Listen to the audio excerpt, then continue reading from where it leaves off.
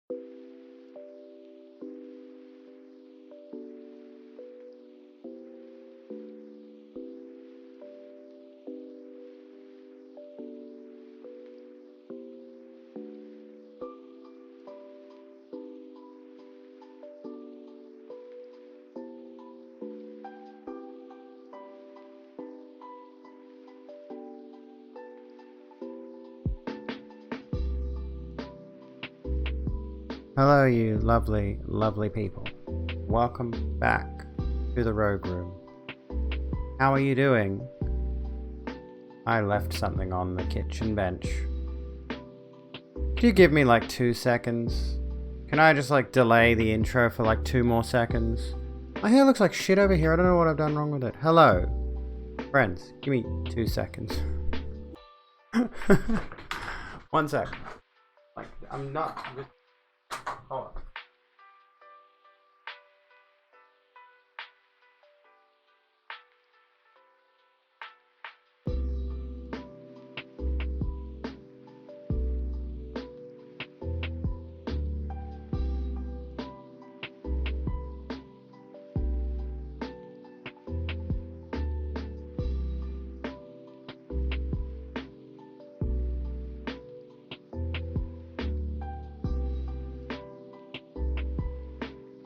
Return. Okay. We can't do the stream without the thing. Which you can't see because the ring light is blacking out the color of my... There we go. Cool. I fixed my frame rate. I put lipstick on. I thought, you know, you think you've got everything fucking sorted. Alright, I'll stop yelling into the microphone now. How you going, folks? Welcome back in to the Rogue Room. I am your host, Abby. And we're going to talk about some stuff tonight. Got some topics. Do I have my music? Max, I have a question for you. You're American, aren't you? You're from the Americas. You're from one of the Americas at the very least.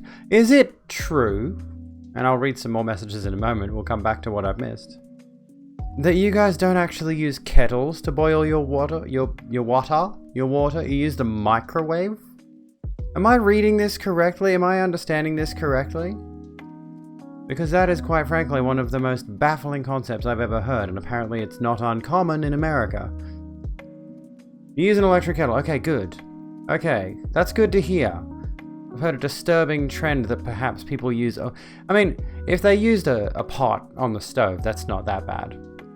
Like, we do that when camping and such, although you can get just like... I mean, I don't go camping. Camping's fucking shit, but... I mean, I've seen people use camping kettles, which go on a stovetop or whatever, but I've got an electric kettle. That's how I do it. My coffee, my tea, which I don't drink enough tea, honestly. Should drink more tea.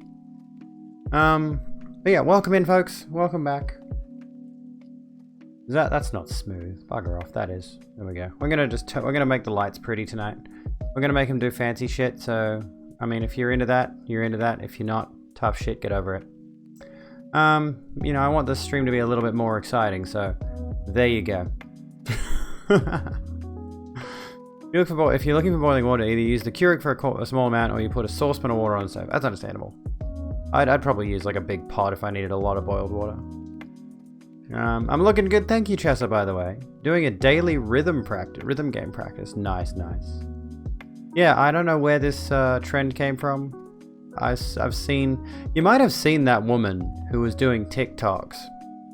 I don't know if she still is. She strikes me as a very Pacific Midwest conservative trad wife type. And she's explaining to the audience, like, this is how we make English hot tea in America. And the process is completely absurd. It's completely and utterly absurd. Like, she'll microwave the water first. And then, I think, like, it's a big jug of water or something. She microwaves the water. And then she puts in, like, a bunch of tea bags. And who knows how fucking much sugar. It has to be a troll. I refuse to believe it's real. I'll try to find it. Hang on. Howdy, Azera. How you doing? Welcome in. Just heat it over the fucking stove. It's like she's clearly living in a reasonable looking household. You know, she's got a stovetop right there. With the tea and the sugar. Okay, hang on. Let's see if I can find it. US.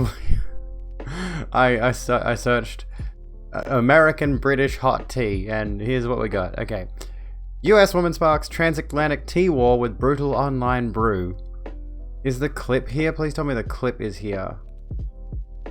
No, where's the video? I need to show you guys the video.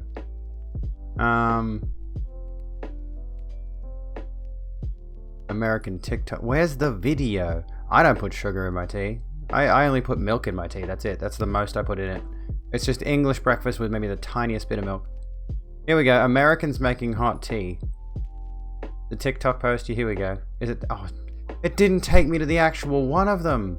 It didn't take me to the actual link. Here we go. Oh, hang on. It's linked here. Here we go. Here we go. Here we go. Ready? Are you ready for this absurdity? This hell world level shit. Okay. Is absolutely unreasonable. And then we'll go to our first story of the night. This thing. Fucking... Okay, so I've got two different... She's done multiples of these, by the way. Let's clarify. She's abused multiple different types of methods of making tea. Cold and hot. Anyways... Hey guys, so I got a lot of questions after my last video and everyone wanted to see me make hot tea or British tea, so today we are going to make tea. So fill our mug with water, put it in the microwave, set it for a minute, pour the milk in, drop your tea bag in. I'm so sorry. Add the sugar, give it a little stir. And that's how you make hot tea. I'm so sorry. I'm so sorry that I had to expose you all to that. I truly am. That's...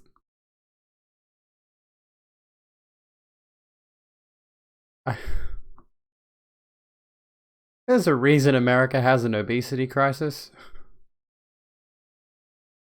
Oh, goodness me. I mean, I didn't make it. Don't blame me. It's not my fault.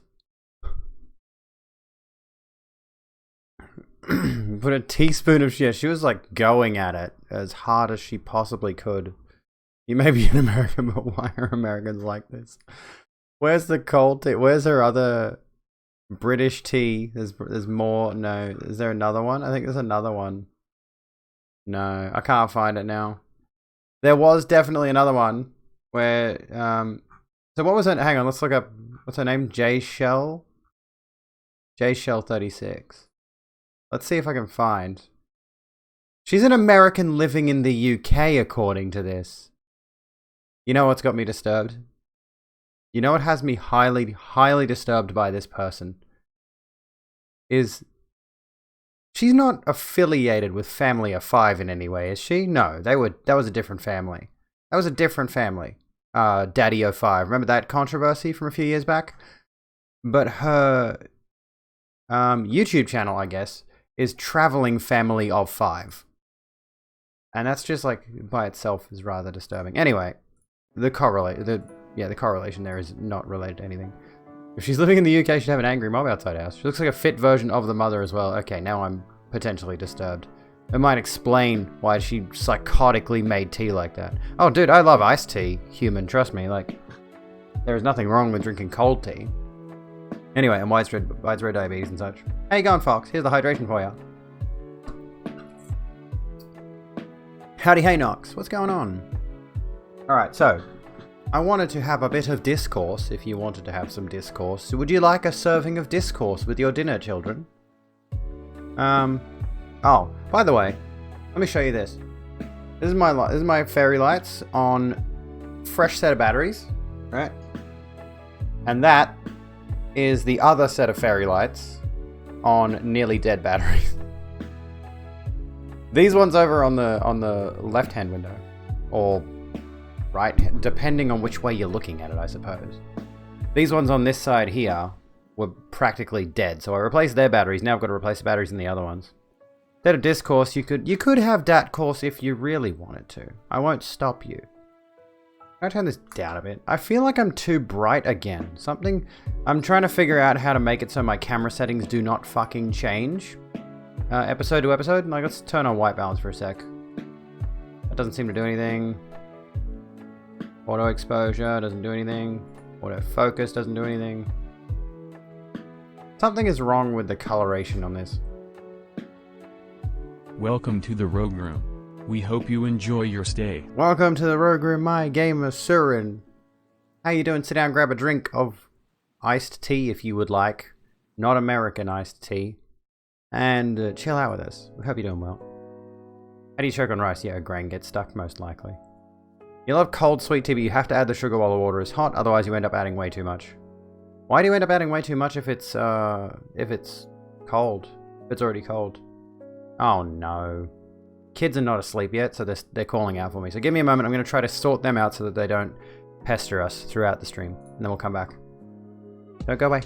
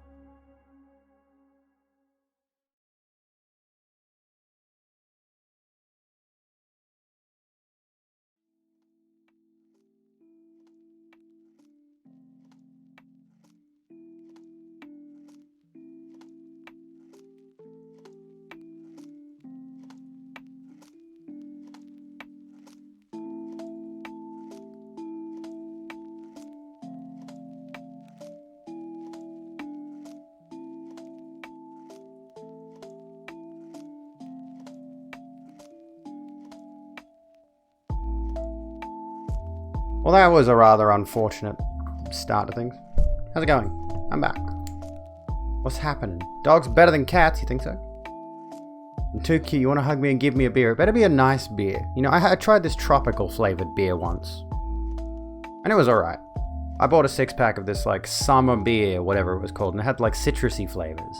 And that was alright. But generally speaking, I don't drink beer. Hydration, what's hydration? Candy Rocks, how you doing? What's going on? Okay, the sugar doesn't dissolve when it... Oh, yeah, true, yeah. The sugar wouldn't dissolve when it's cool, right, yeah. I've had that happen before. I've mixed a drink and... You know what, you shouldn't use raw sugar if you're mixing sugar into tea or coffee. It tends to stick to the bottom. At the moment, I've just got black coffee with a dash of milk in it. Have a cat and she's going to be ring bearer at your wedding. You miss your beagle, though? Oh, you would. Taught your cat bad habits before he died. Yeah, raw sugar is good in baking, but I don't think it's good as a tea additive or sugar additive. Coffee additive, sorry. It's a weird feeling. Makes you feel loved. Loves your dogs even better. There you go. So what have I missed? Anyway, welcome in, Surin. Welcome in. You hope you never get to experience... So what... Oh, the grain thing. Yeah, no. Yeah, raw sugar is tricky in liquids. I've had varying success. I think it depends on the amount. If you put too much raw sugar in, it doesn't dissolve for reasons that escape me chemically. I don't understand why that works that way. Cane sugar. I'll try that. What is... Hang on, let me... Let's see if they've got cane sugar. Whole earth raw cane sugar. They do have it. I'll try that. Give that a crack, hey? Might be to do with the grain size, yeah. Inevitably, I believe that would be the case. So, I have a question for you guys. It's in the title. Should big streamers use their platforms to speak on social issues? That's not exactly how it's worded, but I would like to put the question out there to you folks. Do you believe a streamer with a big enough audience, no matter what they've done to gain that audience in the first place, for example, gaming, the gamers tend to get big audiences, some of them anyway. Not every gamer gets a big audience on whatever. You know, you got folks like PewDiePie, Markiplier, Jacksepticeye. Ninja is an obvious one. Dr. Disrespect. It strikes me. We could use Pokemon as an example, because in that whole list that I started doing, it struck me that 5 of those names were male and 1 was female, which is of course an issue in itself. So if I see anyone in my chat ever complaining about how girl streamers have it better or whatever, they can go fuck themselves. But absolutely they should. With great power comes great responsibility. If they do their research and understand the issue, which, yeah, you know, you would like them to understand the issue. They have an audience and influence, they should use it for good to discuss the issues that need to be fixed and worked on. Why you had a shit fit when Scotty from marketing had to go at the cricket for making a stand. That is terribly relatable to this topic that we're going to go into. As in, like, terribly a good relation. I'm not wording well right now. It works well. That's a good comparison to make. Thank you for the hydration, Turquoise. I don't think they necessarily should have to all the time out of the blue, but if it comes up in chat, yeah, etc. Yeah. Don't see why they shouldn't. Freedom of speech, but it should also be held accountable for what they say. Absolutely. But here's the thing. You may have heard about this, you may not have, which is why I bring it up tonight. I wanted to discuss this, and I've had a few days to ruminate on it. I've already spoken about it a couple of times very briefly in passing, but I want to actually have a proper talk about this. Because Ninja, Tyler Blevins, one of the most notorious streamers in the game, one of the most well-known streamers in the streaming space in general, you know, biggest Fortnite streamer for quite a while there, went off to Mixer, scored a huge bag, a huge amount of money. Some estimate it's in the 10 million range that he got for making that deal with Mixer, which is $10 million they could have invested in their platform and potentially saved it from ruin. But then after that was all said and done, he tried out YouTube very briefly and then came back to Twitch with a new exclusivity deal. So even more money, mind you, even more money. This guy has stupid money. And the reason he's got stupid money is because, like I said, he's one of the biggest streamers on the planet. He's incredibly well known. And he's said a few things, and inevitably when you are a big streamer, no matter what you say is going to come under scrutiny.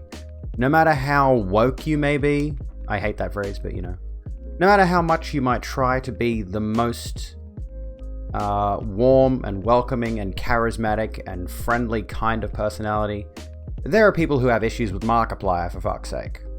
You know? And the issue now, you might recall a little while back, he specifically said he didn't want to stream with female streamers. He didn't want to play games with female streamers, and apparently this is still a thing he stands by, primarily because of the idea that people in his community in general, if they see him streaming with a girl, they're going to assume, oh, he's cheating on his wife that he is married to with this girl he's playing video games with, because Ninja has a significantly younger audience, significantly more easily influenced audience. And this is why I bring this topic to light tonight, because Ninja has argued it is not his job to educate kids who make racist and sexist comments, you know, for example, in his chat, which we know without a shadow of a doubt that Twitch has a bigotry problem. Racism, sexism, homophobia, transphobia, ageism, ableism, the list goes on. Any kind of bigotry that you can find, it's embedded in Twitch's subculture. And people like Ninja, who've got massive audiences, their chat is flying past 1 million miles a minute. he's one of those kinds of people who believes as an entertainer, it's not his responsibility to take the soapbox and shout down racism and all of these kinds of things. And my personal, spicy hot ninja take on this is, yes, you should. Like, he's got... Let's do a quick check, actually. I used the site Twitch Tracker to check on analytics, so let's check on his analytics, shall we? Which I don't think he's anywhere near what his old peak numbers used to be. I think he's dropped significantly in terms of viewership. All time. Let's look at his all-time stats. Jesus Christ. He's got 16.7 million followers for the record. But like, you can, if you go and look at his stats, you can see... What are these? Average viewers. His average viewers were a lot higher in like the 2018 period. And then over time went down quite a bit. Then he dropped off to Mixer, fucked off for a bit. He's come back. And now if we go to his overview here, we can see that he's still a huge streamer. But in the past week, he's down to 12,000 from... what was it? What was the number? I'd estimate, you know, his average viewers were up around 100,000 back in around July of 2018, around about that mark. So he was getting tons of viewers. He has quite literally decimated his viewership since coming back from Mixer. So still a big streamer, still well known, still has tons of viewers, but nowhere near as many as he used to. Like, he was the guy to watch at the height of Fortnite's popularity. And as a result, even now that he's got less viewers than he used to, and he's still, again, around 12,000 average viewers as of this week alone, he's still got such a huge platform, and everyone in the streaming community knows who Ninja is. Everyone is aware of the presence of Ninja. People are still going to want to play games with Ninja to get their own little bit of clout from him, I suppose. And him having that position, and knowing that there are systemic issues with bigotry on the platform, on Twitch, when he goes out of his way to specifically claim it's not my responsibility. And the thing is, this is where it gets tricky, is it's not specifically his responsibility to speak on these things. But the issue arises when you are someone who has such a huge platform, and you know that the people who are part of that platform, who are in some ways foundational to that platform, the audience, of course, I'm referring to, you do have a responsibility, and PewDiePie is one of these people who has addressed this on numerous occasions, and I do have to offer him at least a bit of respect for on several occasions calling out, I'm not a white supremacist, I don't support white supremacy, don't support racism and sexism. Like, he's actually gone out of his way to say, look, we might meme sometimes, but these shitty jokes that the community keeps making are not on, I don't agree with them. And realistically speaking, that's all Ninja really has to actually say. That's all he has to say. Now, the situation is thus that he has not, as far as I know, he hasn't actually explicitly said anything about the current scenario. But I'm not exactly sure why people were pestering him about this. Maybe it's just because he may have made this remark on stream. Ninja argues it's not my job to educate kids who make racist and sexist comments. I don't think there was an event that spurred this discussion. I think he just said that, knowing there are problems on Twitch. So hang on, let me read this for a sec. Does he at least have auto mod? I imagine so. And he's got moderators and all that. Silence gives consent, i.e. if you justice consists not in being neutral between right and wrong, but finding out the right and upholding it wherever found against the wrong.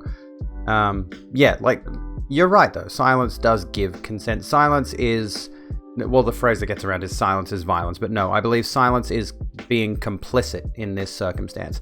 He knows there is a problem with these people on the platform, but the issue that a lot of people take is that he said words to the effect of, let me see if I can find it. I've got an article up here that I'm reading. He said words to the effect of it comes down to parenting, right? And he knows he has a young audience. He knows he's got an audience of children who are living at home with their parents and such. So he goes, it all comes down to parenting. You want to know who your kid is? Listen to him when he's playing video games when he thinks you're not. Here's another thing. How does a white kid know he has white privilege if his parents never teach him or don't talk about racism? And he has a point there. That is valid. But the issue he's missing is that more often than not, the beginnings of the racist arguments. Hello, Charlie. How you doing?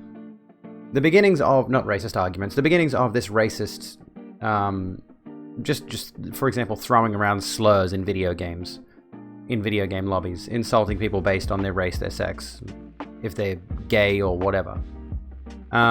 These kinds of things.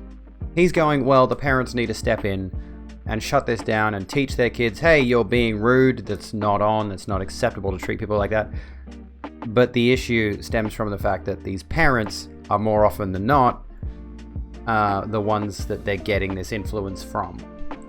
Whether the kid is a rebellious little shit or not. More often than not, this comes from parenting. This is a part of the child's upbringing in the first place. So if there is such an ingrained and institutional and foundational racism, sexism, bigotry in general problem on Twitch and in the gaming community and in his audience, then it is his responsibility to use the platform he's got to at the very least touch on this every now and again. And say, and the problem of course, he has made sexist remarks himself with the whole I won't play with women thing. And he has his reason, and it is a valid reason, in my opinion. I think it's a valid reason, but quite frankly, it's not valid enough, I think. We'll come back to that. But yeah, parents should teach these things, but if for whatever reason they don't, or try and fail, you shouldn't just allow them to keep doing those behaviors. Exactly. There needs to be some kind of way to shut this whole thing down. It is a shitty reason. It's absolutely a shitty reason. But yeah, if they're gaming and their first interaction with racism is one of their friends saying the N-word and they have no idea what it is, what if it was on my stream? Is it my job to have this conversation with this kid? Yes. Like, if Ninja is in a lobby with, as far as I know, he does do public games, like he'll jump in games and someone will randomly match with him. I don't know. It's been a while since I have... No, you haven't missed blankets yet, don't worry. It's been a while since I have even heard about the kind of content he does. I don't even know if he still does Fortnite. I imagine he does. Maybe he's doing Warzone. What the fuck does Ninja do these days? Anyway, if you've got a kid in your lobby and you're on public voice chat with them and the kid says the N-word into your headset that the entire audience is then hearing, and of course, you know, with an audience as big as his, full of impressionable children, they're going to pick up on that and they're going to mimic it. They are going to parrot like fucking crazy. And in that circumstance, if he hears a child, or anyone, realistically speaking, if anyone says a racial slur or a sexist slur or a homophobic slur in headset, in public voice chat, on his stream, yes, it does become his responsibility immediately. The moment that happens is the moment he has to shut that shit down. That's the moment he has to say to his teammate, look, dude, that's not cool. That's not on. And turn to the camera and say, listen, folks, don't do that shit. Cut it out. You know, there's no reason for you to be using those kinds of words. There's no reason for you to be using that kind of slang, which is explicitly designed to harm people. We're talking about Ninja, Reaper. How you doing? We're talking about Ninja's latest kerfuffle, where he has argued it's not his job to educate kids who make bigoted comments. Let me see if I'm just going to skim through this really quickly. I read this really quickly and I thought Ninja, whose real name is Tyler Blevins, is Twitch's most popular streamer with nearly 17 million followers. For some reason, I read it as though is the most popular streamer who has lost nearly 17 million followers. I'm like, dude, maybe cancel culture is real. Fuck. He's best known for playing Fortnite, obviously. In a new broad-ranging interview with the New York Times, Blevins was asked about the behavior of the young people in his Twitch chat, and specifically if he... Oh, so here's where it comes from. Okay, so this is why the discussion has kicked off. In a new broad-ranging interview with the New York Times, Blevins was asked about the behavior of the young people in his Twitch chat, and specifically if he felt he could mitigate bad behavior. Yes. We already did touch on this, actually. We already did touch on this. I did do a little funny clip a couple of days ago when this was kind of the hot topic, but I didn't really talk about it at a huge length. And this is why I wanted to do this particular part of the stream, because I think this is a good thing that we should have this discussion about. It is my firm belief, and this is the problem with a lot of entertainers, is they are well aware that their audience, and Twitch is well aware that their audience is full of these bigots. Absolutely chock full of them. They are entirely aware of it. And they don't want to get those people out of their communities because they realize losing the bigots is losing money. Like we mentioned before, if Twitch tried to actually algorithmically get rid of all the bigots and the people who make alt accounts and all the people who harass us and all the people who make usernames with racial slurs and all of this if they tried, believe me, Amazon has the technology, has the capacity to do this. And similarly, Ninja has the capacity to shut down all of this stuff. It's not going to happen because the income is not worth losing those people. It's not worth kicking them out. Yeah, money over morals is the capitalist motto. Asking the streamer to moderate their own chat when they have 10k viewers is quite difficult regardless. Well, yes. But wish we could GameStop Twitch. Well, I mean, with regards to the stock thing, Reaper. There you go, friend. With regards to the stock thing, I mean, I don't think that would do anything. Not with Amazon. Because the reason that worked, I believe, is because GameStop was so low in terms of its stock price. That's how they were able to do what they did. Whereas Amazon stock, Twitch stock, is invariably going to be massive. But as we were saying, what was I saying? Oh yeah, asking the streamer to moderate their own chat. Well, yes, it would be difficult, but the issue is less the moderation and more the streamer who has the captive attention of the audience. You know, I'm talking to you right now and you're talking back to me in chat. That is that captive attention, right? And you're listening to me, and thereby I can have the opportunity at the very least to influence your viewpoints on this kind of thing. That's what the stream's all about, is influencing viewpoints and indoctrinating you into my lovely little cult. It's a bit of a Jim Jones situation. Don't drink the Kool-Aid. But anywho, please ignore me. But yeah, when you got somebody like Ninja, who is doing the entertainer thing, realizes he has a very big opportunity to lose a ton of his audience if he tries to, and I mentioned this, he could very eloquently and delicately tell his audience of thousands of viewers per week, 10, 12,000 viewers per week, he could very easily tell them in a calm and rational way why these things that his audience, that his viewer base are saying are wrong. He has the opportunity to shut that shit down. We hope you enjoy your stay. Bees Annies, welcome to the Rogue Room. Sit down, grab a drink, and chill out with us. How you doing? Never had coffee. How do you... I drink entirely too much. This is my 5th today. It's good gravy. Hello, Autumn. How you doing? I don't know how much caffeine is in this particular brand of coffee, but gracious. Anyway,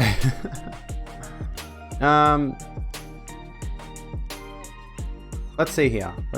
Okay, so what else is there in this? What else is there in the Ninja thing? Let's talk about the your information and data are precious and should remain private, but it sucks that there are kids who can say racist things and be incredibly aggressive and threatening to women online and have zero repercussions. So he agrees the things that are being said are wrong. It would be awesome if when someone said something threatening, you could be like, let me look up this dude's gamer tag on this website. If the law could do this, not a normal person, and then boom, it's Jimmy, he said this, let's call his parents. Bit of a weird thing to suggest there, Ninja, but I mean, I guess I get where you're coming from. And then he added... And we talked about that it all comes down to parenting thing.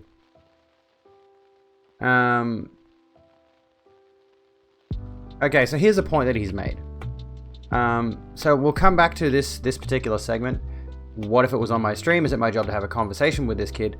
No, because the first thing that's going on in my head is that this kid is doing this on purpose to troll me. If someone says a racial slur on someone else's stream, it could potentially get that streamer banned. It's awful, but that's the first thing I think of.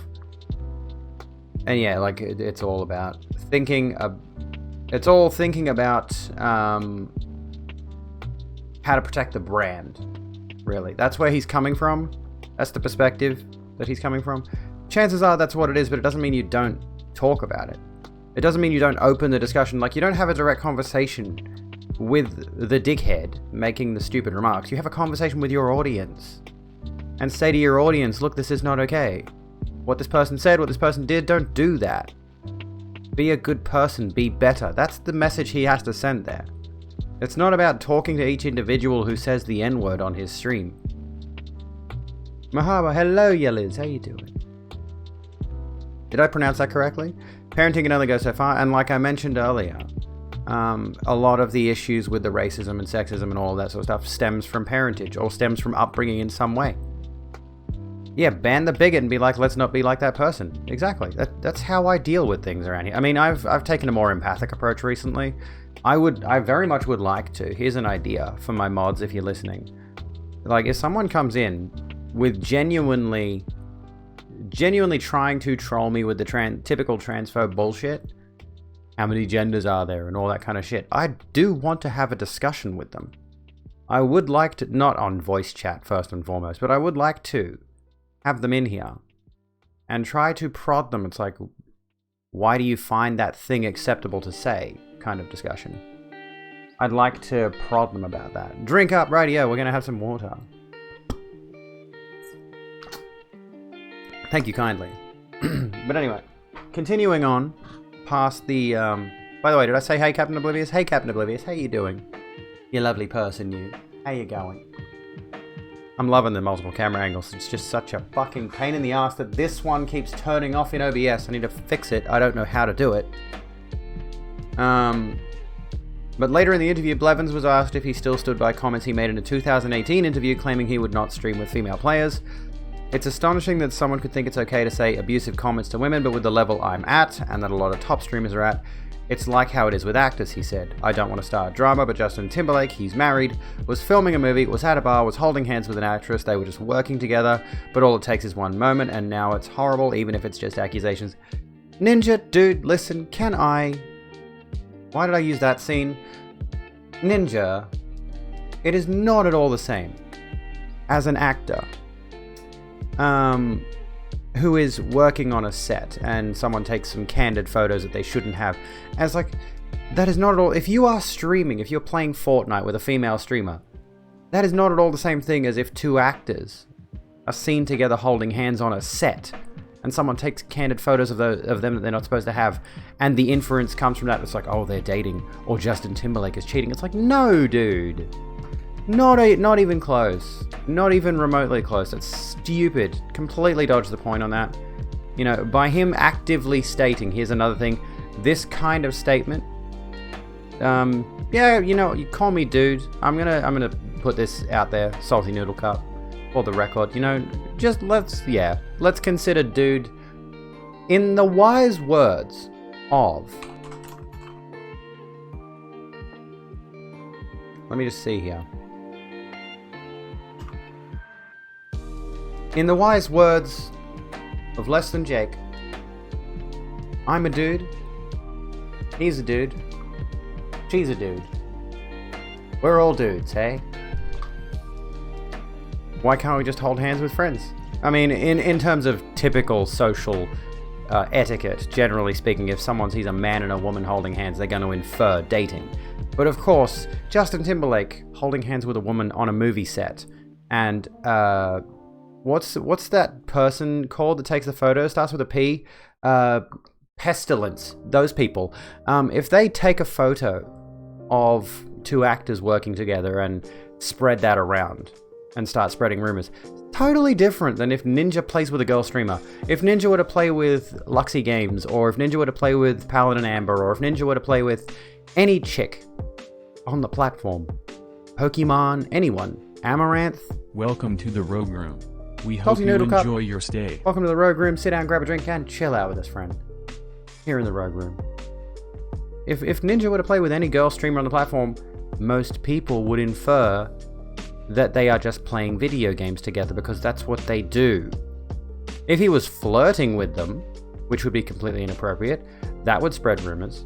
But then all you have to do, Ninja Blevins, is simply not flirt with them. Like, what a wild fucking concept, mate. So it's really just, it's a dumb thing. He completely missed the point there. He completely missed the point about the racism thing. We don't expect him to go and get a sociology degree and understand why racism bad. You know, I'm sure he has at least some understanding of why racism bad, for example. But for him to go out of his way to avoid the topic, to avoid the responsibility of telling his audience while he has their attention, don't be racist, don't be sexist, don't be homophobic, etc., etc., etc. If it comes up on voice chat, tell your audience that's not cool. Tell your audience, dudes, that's not okay. It is literally that simple. That is as simple as it needs to be. Influence your audience away from hatred. You sometimes refer to a group of women as, hey guys, this is the issue that I have, right? Is like, with the gendered language thing, is like I still think dudes and guys and all that, I feel like it's non-gendered. Guys does feel particularly gendered, but we use it in such a way that it's not. Dude is the same kind of thing. I've always had the inference that it's like, it's not gendered. I mean, I've always had the inference that it is gendered, but it feels like it's not. Everyone tends to call people dudes. Just be southern and say y'all. Fuck no. Is that wine? No, unfortunately not. It's coffee. Folks and people. Peeps. Don't say peeps. Don't do that one. My dude. Yeah. Like it's acceptable. It's technically unisex. But it's like it's weird, because I think I'm gonna put a stream marker in this. Yeah, we'll call it on the ninja thing. We'll drop that story for now. That was a good one. That was a good chat. Thank you for that. Thanks for listening in on that one, folks. There was a... What was I going to talk about? There is the inference, perhaps, that we will get to blankets, don't worry. I have 1, 2, 3, 4, 5 links that we can look at on blankets. Alright?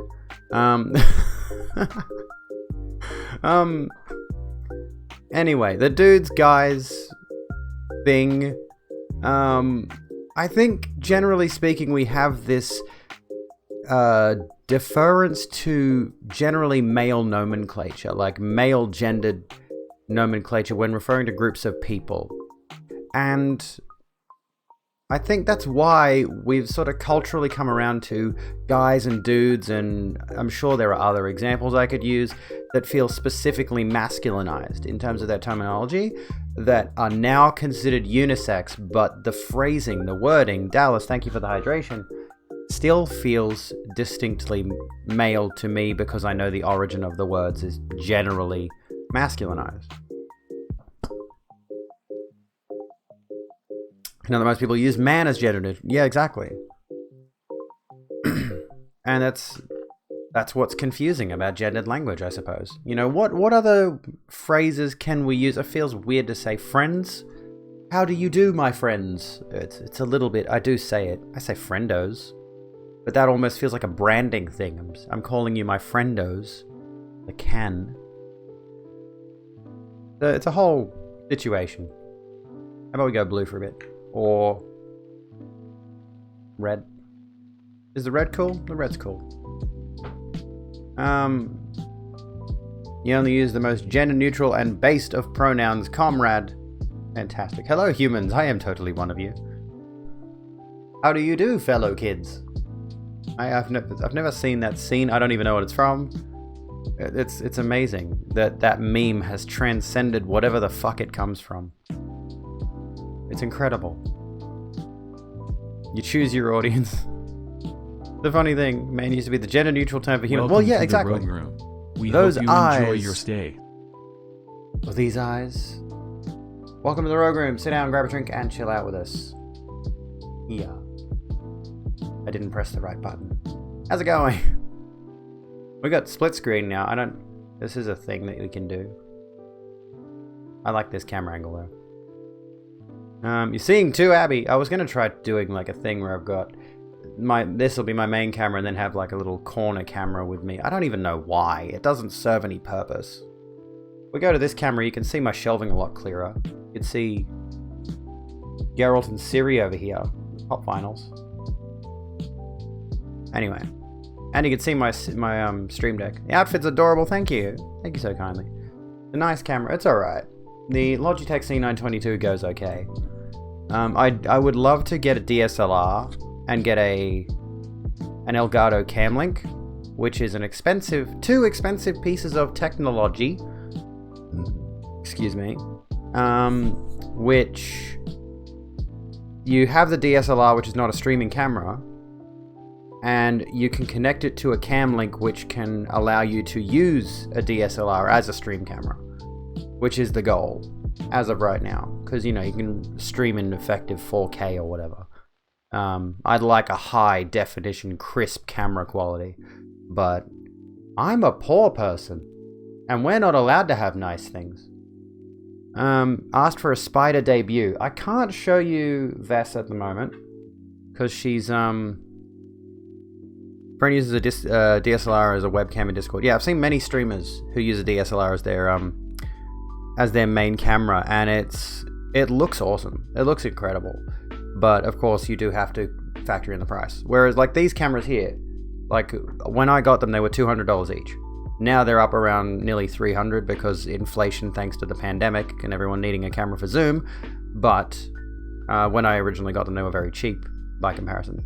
Hey, the animal mum. How you doing, lovely? What's going on? So, spider debut. All right. So I can't show you Vess at the moment because she never comes out.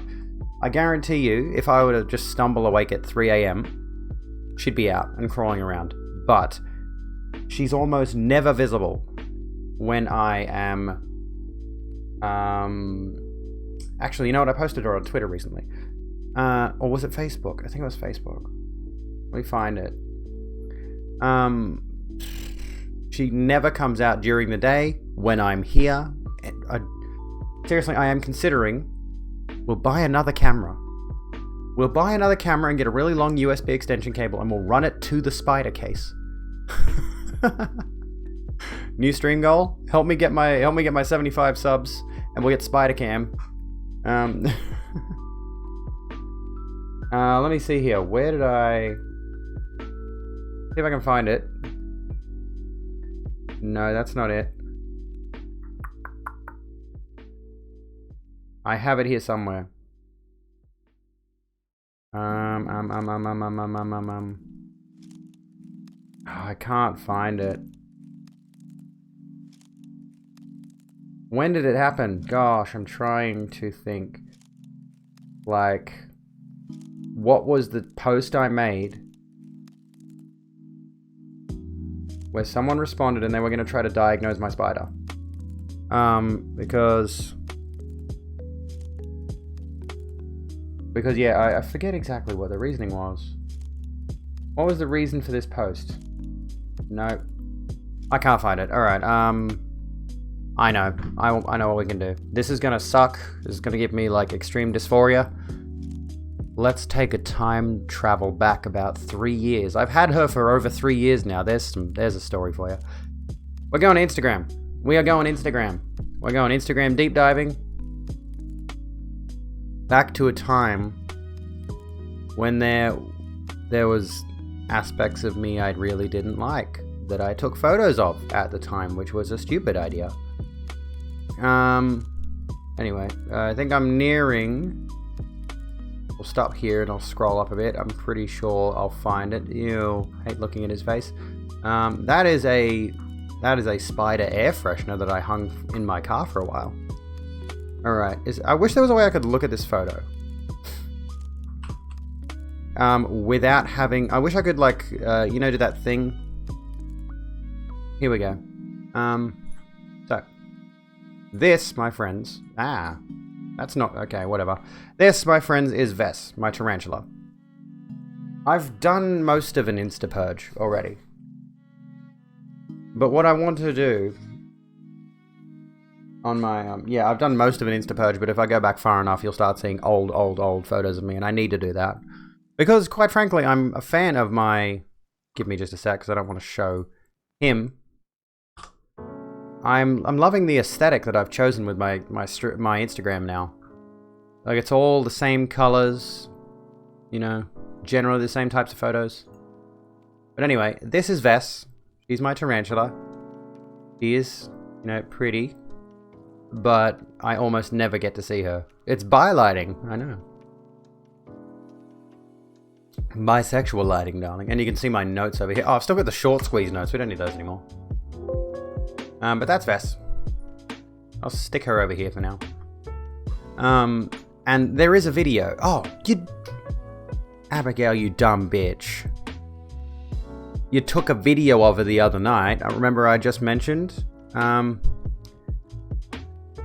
we go. You can kind of see. Ring light, focus. That's not helping anyone in any way, shape, or form. You can't see her like that. Let me find another... What the fuck? I didn't click on that picture. Does that help? Blah. There you go. You get a bit of a glimpse of her. They are not scary. Quite frankly, I'm of the, you know, we know that phobias are an irrational fear.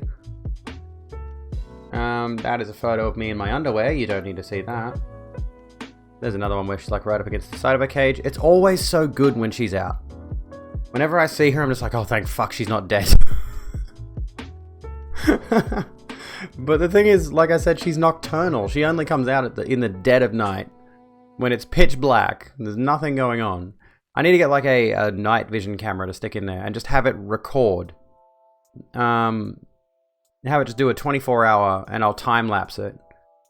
You know, if I can manage that at some point, I would. Or just like do a 12-hour overnighter, you know. You're arachnophobic, you know it's irrational. Well, yeah, it is irrational because... The reason it's irrational is the same reason people being scared of sharks is irrational. You know, generally speaking, it's the situation of leave them the fuck alone. But I think the fact that they are so small and so eldritch looking, they got so many legs, and they move in what feels like an unnatural way, those are some of the primary reasons people get arachnophobic. And of course the fact that some spiders, these tiny little fuckers, have a sting that can literally kill you, would factor into that, in my personal opinion. It's not irrational when they poison the fuck out of you. I mean, yeah.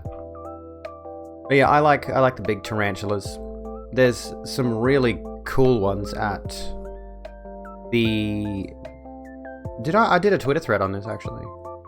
Mitch McConnell's actually a bunch of spiders occupying human skin. Let me scroll down my Twitter now for a moment. Because a little while back we went to the reptile park. Me and my family. And took a bunch of photos. I took a bunch of photos and I put them up on my Twitter, I'm fairly sure. And there were some good photos in there of tarantulas. I don't know if I can find them now though. Because they've got a spider section in the reptile park. Scrolling. There's the tweet where I got liked by Subway. That's fucking cool. There's a picture of a shirtless old man. That's me responding to Big Money Salvia. This is not related to anything, but well, I mean, it was a response to Pinnipy Pigpog.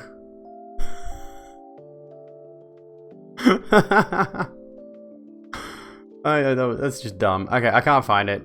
I'll see if I can get some fresh photos. But anyway, yeah, the reptile park has got this cool spider enclosure that goes through like a bunch of typical spiders in Australia, and you get to the very end, and they've got these really awesome, huge tarantulas in their own little specific section. And I'm like, I so desperately want like a Mexican red knee or a, what are they called? You know what? Here's one that I really want. Here's one that I legitimately want to own.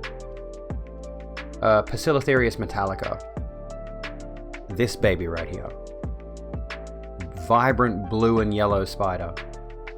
If I could, in some way, shape, or form, get my hands on one of these, I'd be over the fucking moon. They're so cool. It's so awesome. Yeah, nature, how dare you make such a badass spider. Fucking sick, mate. The pretty things are usually the deadliest. Well, true. As far as I know, they don't have a particularly deadly sting. I think they've got a... Let's have a look. Let's have a look. Description, behavior, venom. Here we go. There has never been a recorded human death from its bite. However, P. metallica's bite is considered medically significant, with venom which may cause intense pain, judging from the experience of keepers bitten by other spiders in the genus. The vast majority of dry bites where no venom is injected into the handler. The vast majority are dry bites where no venom is injected into the handler. The mechanical effects of the bite can still be worrisome, as an adult's fangs can reach nearly 1/4 of an inch in length. Fuck. P. metallica can move rapidly and may defend itself when cornered. For the record, for anyone who's not aware, the little hairs on tarantulas are a weapon. If you guys are not aware of this, when they are cornered, when they are threatened, they will flick those hairs out, and they are like little razor blades. They stick in your skin and they sting like fucking crazy. Venom may produce a heart rate increase followed by sweating, headache, stinging, cramping, or swelling. Effects can last for up to a week. However, in extreme bites from the genus Poecilotheria, effects may still be felt months later. Yeah, okay, I can understand arachnophobia now. Fuck me dead. But still, want one. Absolutely want one. Anyway. One time you and your ex woke up with a spider the size of your fist in the bed. Goodness gracious me. Yeah, I love spiders. I'm a big fan of them. As you can probably tell, I've got little, what's his name over here? That is... There's a spider thing. Someone gave me that. It was supposed to talk, but like the situation with... Let me see what it is. This is rather quaint. My dad got me. Lucas the spider. This is Lucas the spider. I like spiders.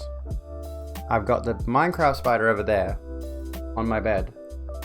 There it is. There it be. It's honestly a cuddle toy. I do cuddle that little bitch. This is Lucas. He's also very adorable. I believe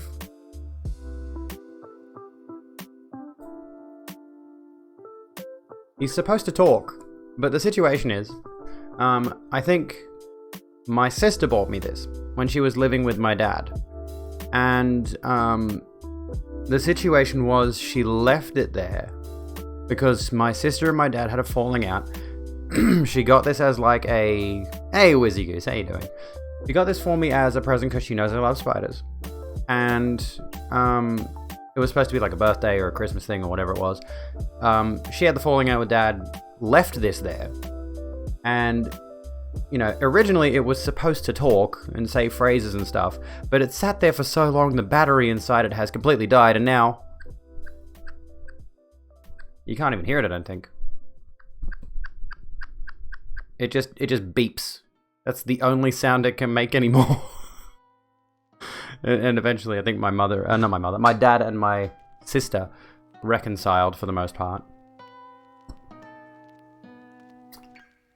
Thank you for the hydration.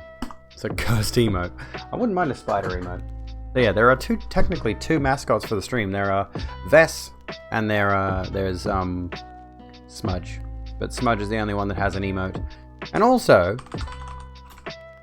well, this isn't quite the same thing, but I wouldn't mind one of these, honestly, or something similar to this, because if you go to the Australian Reptile Park, where I've been numerous times, they've got things similar to this. You've got these like plushy spiders you can get. I really want one that actually looks, you know, like a real spider. Hey Vein Pain, how you doing? Get flipped off, Dallas. There you go. Yes, Spooters, I'm a spider girl. I'm a creepy spider girl. I had a remote control spider too. I don't know where it is, but I think it still actually works. You know, you put it on the table or whatever, and hide the remote behind your back. And people think, oh, that's just a cool little spider toy. And you fucking move it and it gets them. It was a good little toy though, but I don't know where I put it. I might have thrown it out actually because it sat in the cupboard and got moldy or something like that. Petrified of them. We're at the... I don't know how we managed to stick with this topic. Oh, because Liz. You had a Fuzzy Huntsman. Yeah, I think I had the same thing. Let me have a look. Yeah, this is the one I had, I think. Or something very, very similar to this was what I had. RC Tarantula. I'll try to look for it. I may still have it around somewhere. And if it's still around and it still works, I'll get it out. It doesn't do much, like... Sharks are cool, snakes are cool. It's funny that we're talking about things that can very well kill us, and we're saying, oh, they're cute, aren't they adorable? Like we said before, I have an actual tarantula pet. I should just go open the case and stick my hand in there and just poke around in her topsoil. Poke around in her, what's it called? In her, the dirt stuff. I love Spider-Man. The only issue, of course, now, as a person who is a bit more socially conscious that I worry about, and comics do tend to tackle social issues a lot, but one of the issues I have with superheroes nowadays is they tend to maintain the status quo rather than actually changing anything. And that's irksome, honestly. Did I throw Lucas on the bed? There we go. He hit the giant cat head in the face. Yeet. I'll have to read some Chuckles and Giggles soon. I've been so busy. There's so much stuff I've been meaning to catch up on, honestly. Stuff I need to consume. There is content, what I need to consume, especially with a video that I want to make soon. Mother gave me this. This book. Which is about Tara Moss, the author, who had a very successful career as a supermodel, and then released... It starts out like this. I haven't read the whole thing. But it starts out with her story of... that is the Kmart cat head. Yes, it is. The cat has actually slept in it numerous times, though, so I wouldn't wear it. I wouldn't put... It's a mask. But yeah, this actually... Once I get around to reading the fucking thing, I do want to read this because I want to do a video essay on femininity or womanhood or the whole concepts around that thing. And the story goes where she was a supermodel to begin her career, and then she released a fairly successful fiction crime novel, and started getting sort of harassed by the media in interviews and things like that. People were saying she ghost wrote it, or her boyfriend gave her advice or something like that, not being able to believe that she wrote the book herself, and then went on to have a very successful career as an author and numerous other things, as far as I recall. Actress, author, fashion model. There's a lot. Oh, hang on. Best-selling author taking a polygraph test in 2002 to prove she wrote her own work. Just think about that. 19 years ago, we were questioning whether a woman could write a book. What a crazy concept. Good night, Azera. Have a good one. It's 3 a.m. Goodness gracious me. Please do be getting some sleep. Yeah, they actually put her through a polygraph test. So fucking dumb. It's badly written. About superheroes who are trying to fight the system. Oh yeah, you told me that. You just rewatched the one Lucas thing you saw. I've never actually seen any of it. My sister got me Lucas the Spider, and that's the first time I've ever even heard of it. When she got me that, I'd never heard of Lucas the Spider prior to receiving that toy. And it's adorable. It actually honestly is. I want more spider plushies. Actually, you know what? Here's an irritating thing from Spider-Man, going back to that. You can link it, but I probably won't watch it on stream because I'm worried about any sort of copyright stuff. There's an irritating fucking thing that my son has done whenever he's played Spider-Man on the PS4. There's a collectible you can find in the game. This. Right? Spider plushie, if you've played the game. And what my fucking son would do... I wouldn't mind having that. It's cute as all hell. It's apparently a real one. The issue was, he found the thing, and every time you open the menu and select one of the collectibles, it's one of the many, many collectibles in the game, Spider-Man will recite the same line of dialogue he has regarding that item. So what my son would do is he'd go in and get Spider-Man to say, "Spider plushie!" And he... Oh, whoops. Wrong button. I was supposed to zoom in there. Whoops-a-daisy. And he'd do that over and over again. It's fucking annoying. He eventually stopped, but... Fucking Christ. Don't have children. Anyway, wear a fucking condom. That's kind of weird to say.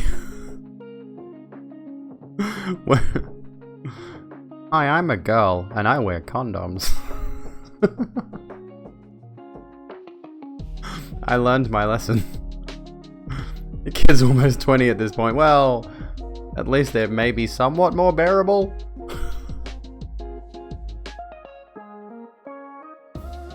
Spider plushie. Fuck's sake. Fuck's sake, guys. I think my son has actually got something similar to this. It's somewhere. Either at my house, his mother's house, or his grandmother's house. Or whatever. On you. Spider Plussy. Spider Plussy. Spider Pussy. Give me a bit of the pussy boss. Making me regret bringing up this entire story. It's awful. Oh my. Filthy Frank. Oh god. I know why he left, and I am very happy for Joji. For George. I'm very happy he's enjoying his life as a musician. But goddamn, dude. 4 years of Filthy Frank during the Trump era would have been tremendous. I truly believe the kind of content we could have got out of Filthy Frank would have been so good. Is his content still up? TV Filthy Frank is still up. Videos, if I click on videos, latest video was 3 years ago. Jesus Christ, though. There is a song called Official Donald Trump Anthem with 7 million views on his channel. If we got that, he would have been banned. Yeah, I think he would have. I think he definitely. There was a good point that. What's he face? Really ochre Aussie guy that he used to hang out with. Not the fat guy, not fat cunt. Can't stand him. The other one. There's a point that he made. Max, yeah, that's it. Max Mofo. There's a point that he made where it's like, George knew when to dip. Joji knew exactly when to leave. He realized the direction the platform was taking, the censorship that they were going through. Like, they've removed several of Filthy Frank's most iconic videos off the site, honestly. And he left primarily, I think, for health reasons and to pursue his music career, because, you know, if you have the dream of making it in a different field or whatever, and you blow up on YouTube or Twitch or whatever, take the money and the fame and use that to fuel your dreams. Go, I'd fully support that, you know. But yeah, mental health reasons. He was having seizures. He was making fun of seizures in some of his earlier videos. And the funny thing is, as a result of that, it sort of spiraled an existing psychological condition. How you doing, Alejandro? What's going on? But yeah, he had some severe issues, and that's why part of the reason he left, and then started focusing on his music, which is, I don't mind his music. I don't really listen to it all that much. I've liked a couple of his songs though. But yeah, I think Max Mofo had a good point where it's like, he realized that the type of content he produces didn't have a future on YouTube, and eventually, you know, the content he was making, he'd either have to tone it down severely, or he'd have to stop doing it altogether, and he voted, I'm going to stop doing it altogether, I'm going to ditch all the characters, which kind of sucks as a person who loves character work. I've done a bit of character work in the past, and I enjoy doing it greatly, but I can only imagine, yeah, the mental toll it would take to try to put yourself in the headspace of numerous different characters that you have to develop yourself, and then perform yourself. It would take a lot of mental effort to create all those different personalities. What we found really funny was the Zoomers who had absolutely no idea who he was beforehand. Yeah.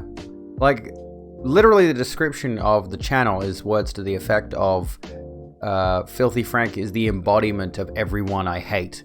So, like, the characters and everything that Filthy Frank did was stuff that he directly hated seeing in social culture, on YouTube and things like that. Turquoise. There you go. Get flipped off.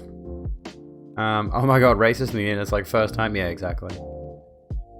Big fan of one song in particular, despite how terrible it is. I did like the first big song he released originally. I forget what it's called now. It was like YouTube's version of Sam Hyde, kinda, yeah. Filled you with so much love. Well, that's good. That's what I'm trying to spread some love around here. Now, Dancing in the Dark isn't the one I'm thinking of. The first single he released the first single he released in general as Joji was, well, obviously what got me... Well, not the first single he released as Joji. The first post-Filthy Frank song he released as Joji was the one that sort of got me into watching him a bit. Or listening to him a bit, I should say. These bloody straps are shit, dude. It's a cute outfit, but these straps are fucked. Absolutely fucked, mate. You can see Joji doing a song with some underground trap metal artist. He might do that. He is affiliated with the unfortunately named 88 Rising, which is an Asian music label. I think Asian American music label. But the number 88 is typically associated with Nazis. I do not believe he's a Nazi. I think the number 88 in that circumstance, it's run by... Let me think. 88 Rising is run by...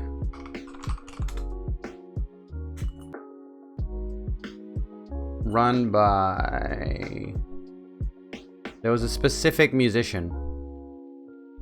I don't recall what his name was. Who was the sort of face of it? Oh, Rich Brian. Rich Brian was kind of the face of 88 Rising for a while, and then, you know, there's other Asian musicians in there as well. Cries having been born in 1988. Let's have a look at the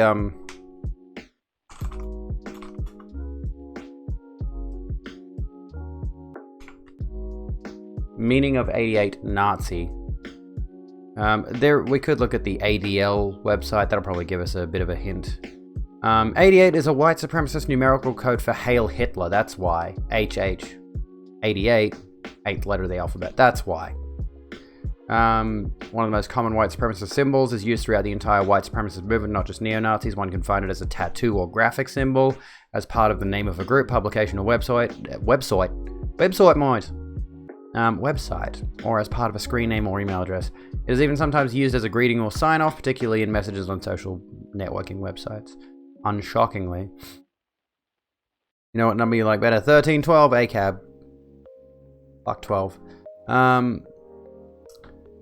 The number frequently combined with another white supremacist numeric code 14, shorthand for the so-called 14 words slogan, "We must secure the existence of our people and a future for white children," in the form of 1488, 14/88, 14-88, or 8814. That's where I know 88 from. So seeing it on 88 Rising is kind of startling in its own way, but it's not at all related to that. There are numerous different meanings for the number 88, but as a white person who is familiar with neo-Nazis, that's the meaning I associate with it.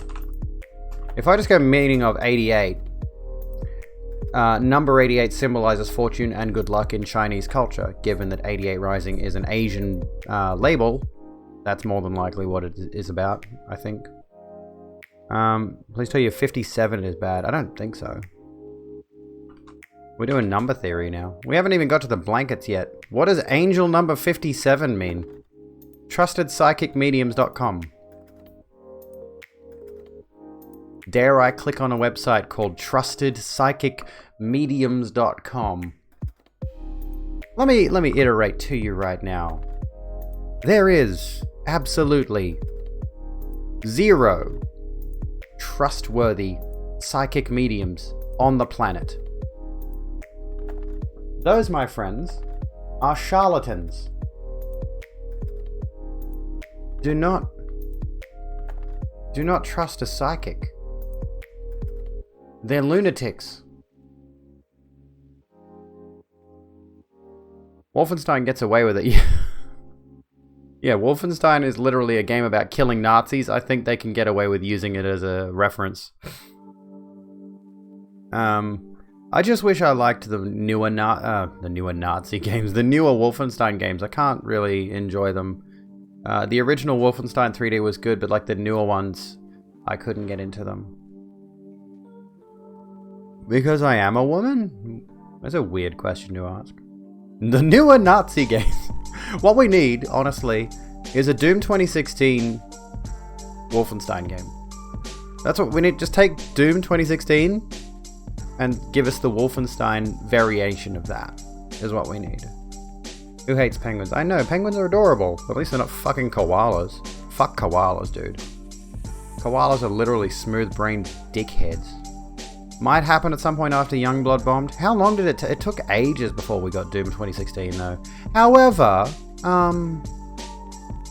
there was a point, like, Doom 2016 was in dev for about 4 years, I think, maybe more.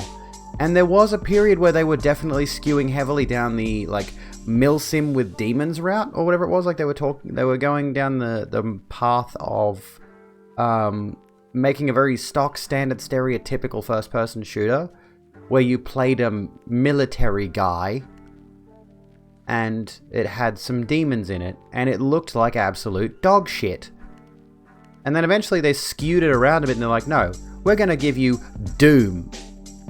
The Doom. What I consider, honestly, this may be blasphemy to some of you classic The Gamers, but I consider Doom 2016 to be the iconic Doom nowadays. The retro Dooms, they have their place, but Doom 2016 is now, and will forever be, in my view, the peak. I haven't played Eternal yet. If I get to Eternal and I find that I enjoy it more, fine. But I have heard a number of things where it's like iffy, it's not as good as Doom 2016. But I will give Eternal a go at some point, because I absolutely loved 2016. It was fucking genius. Eternal is brilliant. We'll see how we go. If I can get a copy of it. It's still pretty expensive on Steam, I think.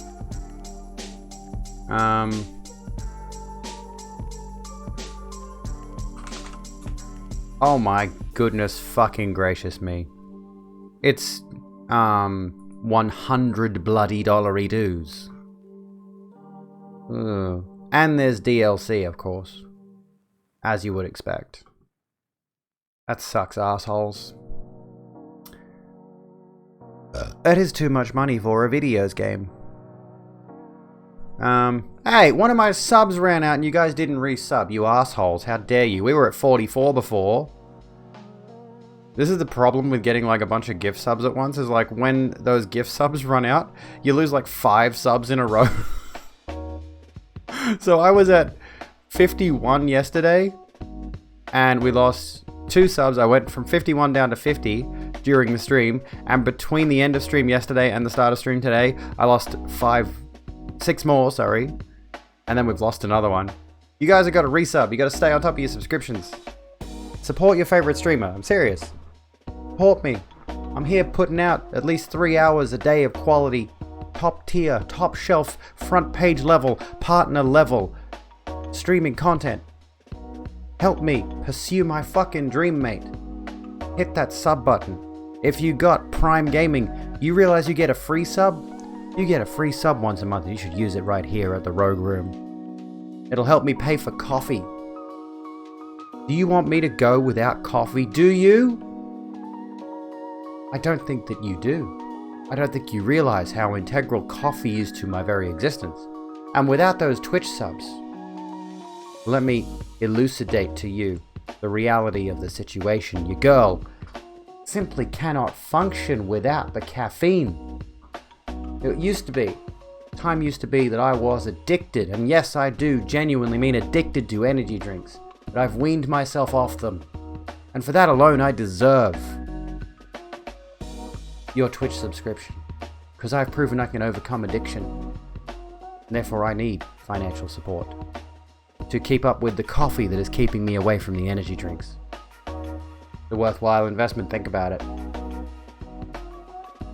No Twitch subs, no coffee, exactly. You love my eyes, thank you, Turquoise. So fucking hot, thank you, Logan. Random Cares Frustration. You've done this karaoke game a million times, you don't... And you know it off by heart, but you can't get 100. Oh, that sucks.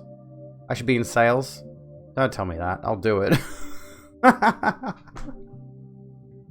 Don't give me ideas. I need money. I do actually genuinely need money, and now I'm like... If the opportunity presents itself... Do you need a degree to go into sales? I don't trust salespeople, that's the thing. Like, a salesperson sold me a car, a used car. Because I was a dickhead and wasn't thinking with the brain what I've got. I was being very koala brain when I made the Dodge purchase. And, this idiot, this old idiot, sold me a fucking dodgy Dodge. Because of course. Just need to be a good liar. Well, that's the thing, I'm too honest. I am being genuine about the subs things. Like, I mean, not so much the coffee. The coffee isn't hugely important. I like it. I do drink too much of it. Most definitely. But, I would like to. This is the question I wanted to ask you guys. I think I did ask either on... No, I asked on streamer groups. How do you incentivize subs and how do you reward subs? Right? That's what I want to figure out. It's like, what is it that motivates you to hit the subscribe button to a streamer? That's the question I have. And what do people do for, say, subathons and things like that? Wish you could use PayPal without connecting to a card, but now you have to update your phone number in person. In person? That is so annoying. Even lying isn't... Yeah, true. Bend the truth a little bit. That's really... Anything in sales, anything in trying to sell somebody something is all about just twisting the truth a little bit. Or only... It's not even bending the truth or twisting the truth. It's lying by omission. I think. Your Soviet anthem joke, hang on. You just redistributed the energy drinks to other people. Our energy drinks. You suck at sales, you're good at drinking though. Welcome in, Breezy, by the way. How you doing? I've been, like, rambling, so I've been missing chat. Oh my goodness. Personally sub to a person if you thoroughly enjoy their content and want to support them, along with if they have emotes. Generally, they don't come off with the I'm in it for the money vibe. I'm totally in it for the money. It's rare lately that you'll actually sub yourself because you only want to sub 1 month at a time. That's understandable, yeah. If you sub, then you got to turn off the auto resub, which is why Prime Gaming is good, I suppose, because you get the free sub and you don't resub automatically, I guess. 96. 96? What? I mean, can we set the sub goal to 96? Feel like if the streamer has a great community, a genuine connection with their viewers, and they're entertaining, you'll sub. There you go. The guy you sub to does VR chat and has funny content and funny emotes. There you go. That's what I want to figure out, the emotes thing. This is why I really want to figure out the emotes thing. The emotes I have leave a lot to be desired. Honestly, they do. I don't like them. I want to overhaul them. I want to give them jolly good rejigging. I don't like... Oh, your karaoke game, Rio. I keep forgetting. As for Subathon, you did your 2-year affiliate... 2-year affiliate anniversary. You did stuff like eat bean boozles, write their name with Sharpie on yourself, customize stationery. That's pretty cool. Made them each special stationery with it. That's awesome. Excuse me. Hydration time. Thanks, Fox. Oh my god, why am I belching? I haven't even had any, like, carbonated drinks or anything. That's another thing that I didn't even really mean to do. I've been sort of culling the carbonated drinks quite a bit. I've switched to iced tea lately. Hey Zinky, how you doing? A lot of areas to why you sub to people. Can you afford it? Well, that's the first thing. Can you afford it? Why do you even choose out of all the people you like? Sometimes emotes, sometimes if you see someone is looking really down over a couple streams, you wish you could sub to everyone. Yeah, that's the unfortunate thing. Thank you so much, Reaper, for dropping the Discord, the socials, and the newest video essay. Cancelled. If you have not seen it, please go check it out. You're doing air. Should big streamers be big? No. Fuck them. Give me their fame and subs. Can only afford Prime to get the 1 free sub, yeah. I mean, we're not even really talking about the whole should big streamers not be wankers thing anymore, but I'm not going to change the title. We could still talk about that if you want, but we're not going to do that right now. If I were a big streamer, of course, I would stick with the social issues thing. Absolutely. I enjoy talking about social issues, even though I'm not the most educated on them. Excuse me. This is the problem, and this is why I want to go into sociology specifically. And I'm fingers crossed they've done their first intake of degrees, of participants for the sociology degree for this year, sorry. And I applied super fucking late, which sucks. But there is a second intake which they will email whoever gets in on the 3rd of February. So my hope, again, fingers crossed, is that I get into that second intake of students and I can do my course. The issue, of course, is then I'm going to probably be full-time studying, which will make things difficult with streaming because I really want to stick with what I'm doing with streaming right now. I would really love to keep doing this as a regular daily situation that I'm doing now. I don't want to specify which uni because that would kind of dox me a little bit. The one that is closer to me, not closer to you. That should help, I think. You got a new tablet to help you with Japanese. If you enjoy people's content, you sub generally, even if they're not on that often. Yeah, it's like, I think I put out decent content. Or I try my best. I try my absolute best to put out decent content. That I believe is, generally speaking, sub-worthy. But of course, I've had subscribers for a while now. And I'm still trying to figure out why that is. The first time I reached a payout, I was like, holy shit, dude. You know, enough people have subscribed to me or given me bits that Twitch is actually sending me a check. Well, not actually a check, like it just goes straight in my bank account, but it's really unusual to me to think that people enjoy the content I do enough that they would subscribe. But I see people, honestly. This is what gets me, right? And maybe I'm just not far enough along, or maybe I have... maybe I'm just not pulling in enough pay pigs. Oh, I gotta... Speaking of subtitles, I've got to put on closed captioning. I've seen people who have got view counts that are not exactly much higher than mine. Maybe 10 viewer average higher than mine, sort of thing. Who have got subs in the hundreds. And I'm like talking nearly 1,000 subs and their average is like 29. I'm like, how? What have you done exactly? And I've watched their content and I'm just like, we're really not at all that different. You don't do anything that particularly unique or interesting. And it's like, what is it that makes you particularly stand out and draw in that much income? Can't figure it out. Honestly, cannot figure it out. That's something that I rack my brain over, and this is a situation that applies to numerous different things, analytically speaking. Oh, for goodness sake. Hold your horses for a moment, guys. We'll be back in just a minute.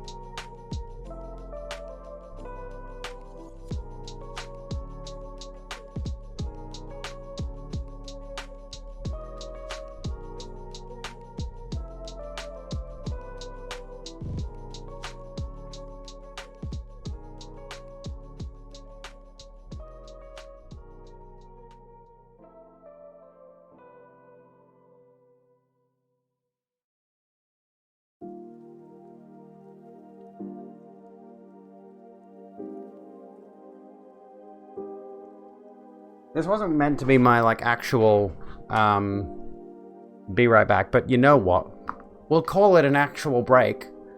I'll be actually back in about 5 minutes. I'm gonna go, take a leak. Because, you know, you need to know that I'm taking a leak. Alright? Don't go away. We'll come back shortly.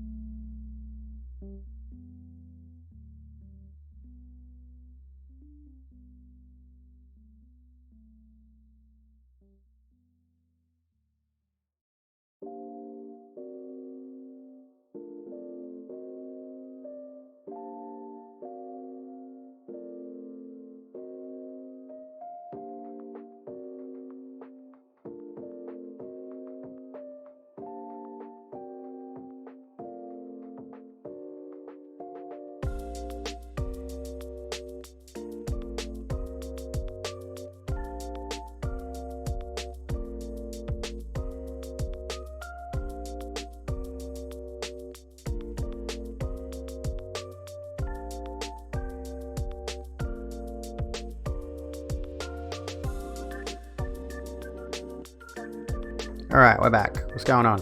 What's happening? What are the happenings? I like the way my my glass looks over here. What is that? Like the reflection of the light in it? Looks pretty sick, not gonna lie. Looks pretty good. By the way, food is cooking nice. What are you having? I'm feeling some food. I'm a little bit hungry. I don't need more food. I've had enough to eat today.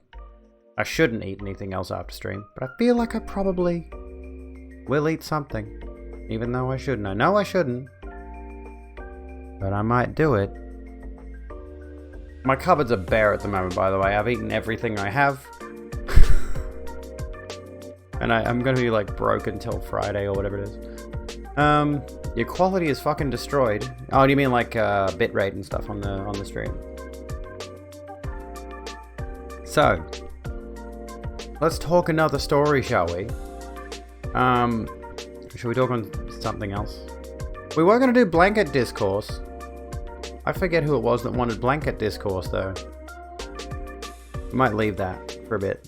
We were gonna do blanket discourse. But check the meme page. Alright, let's have a look at the meme page. Hang on a sec.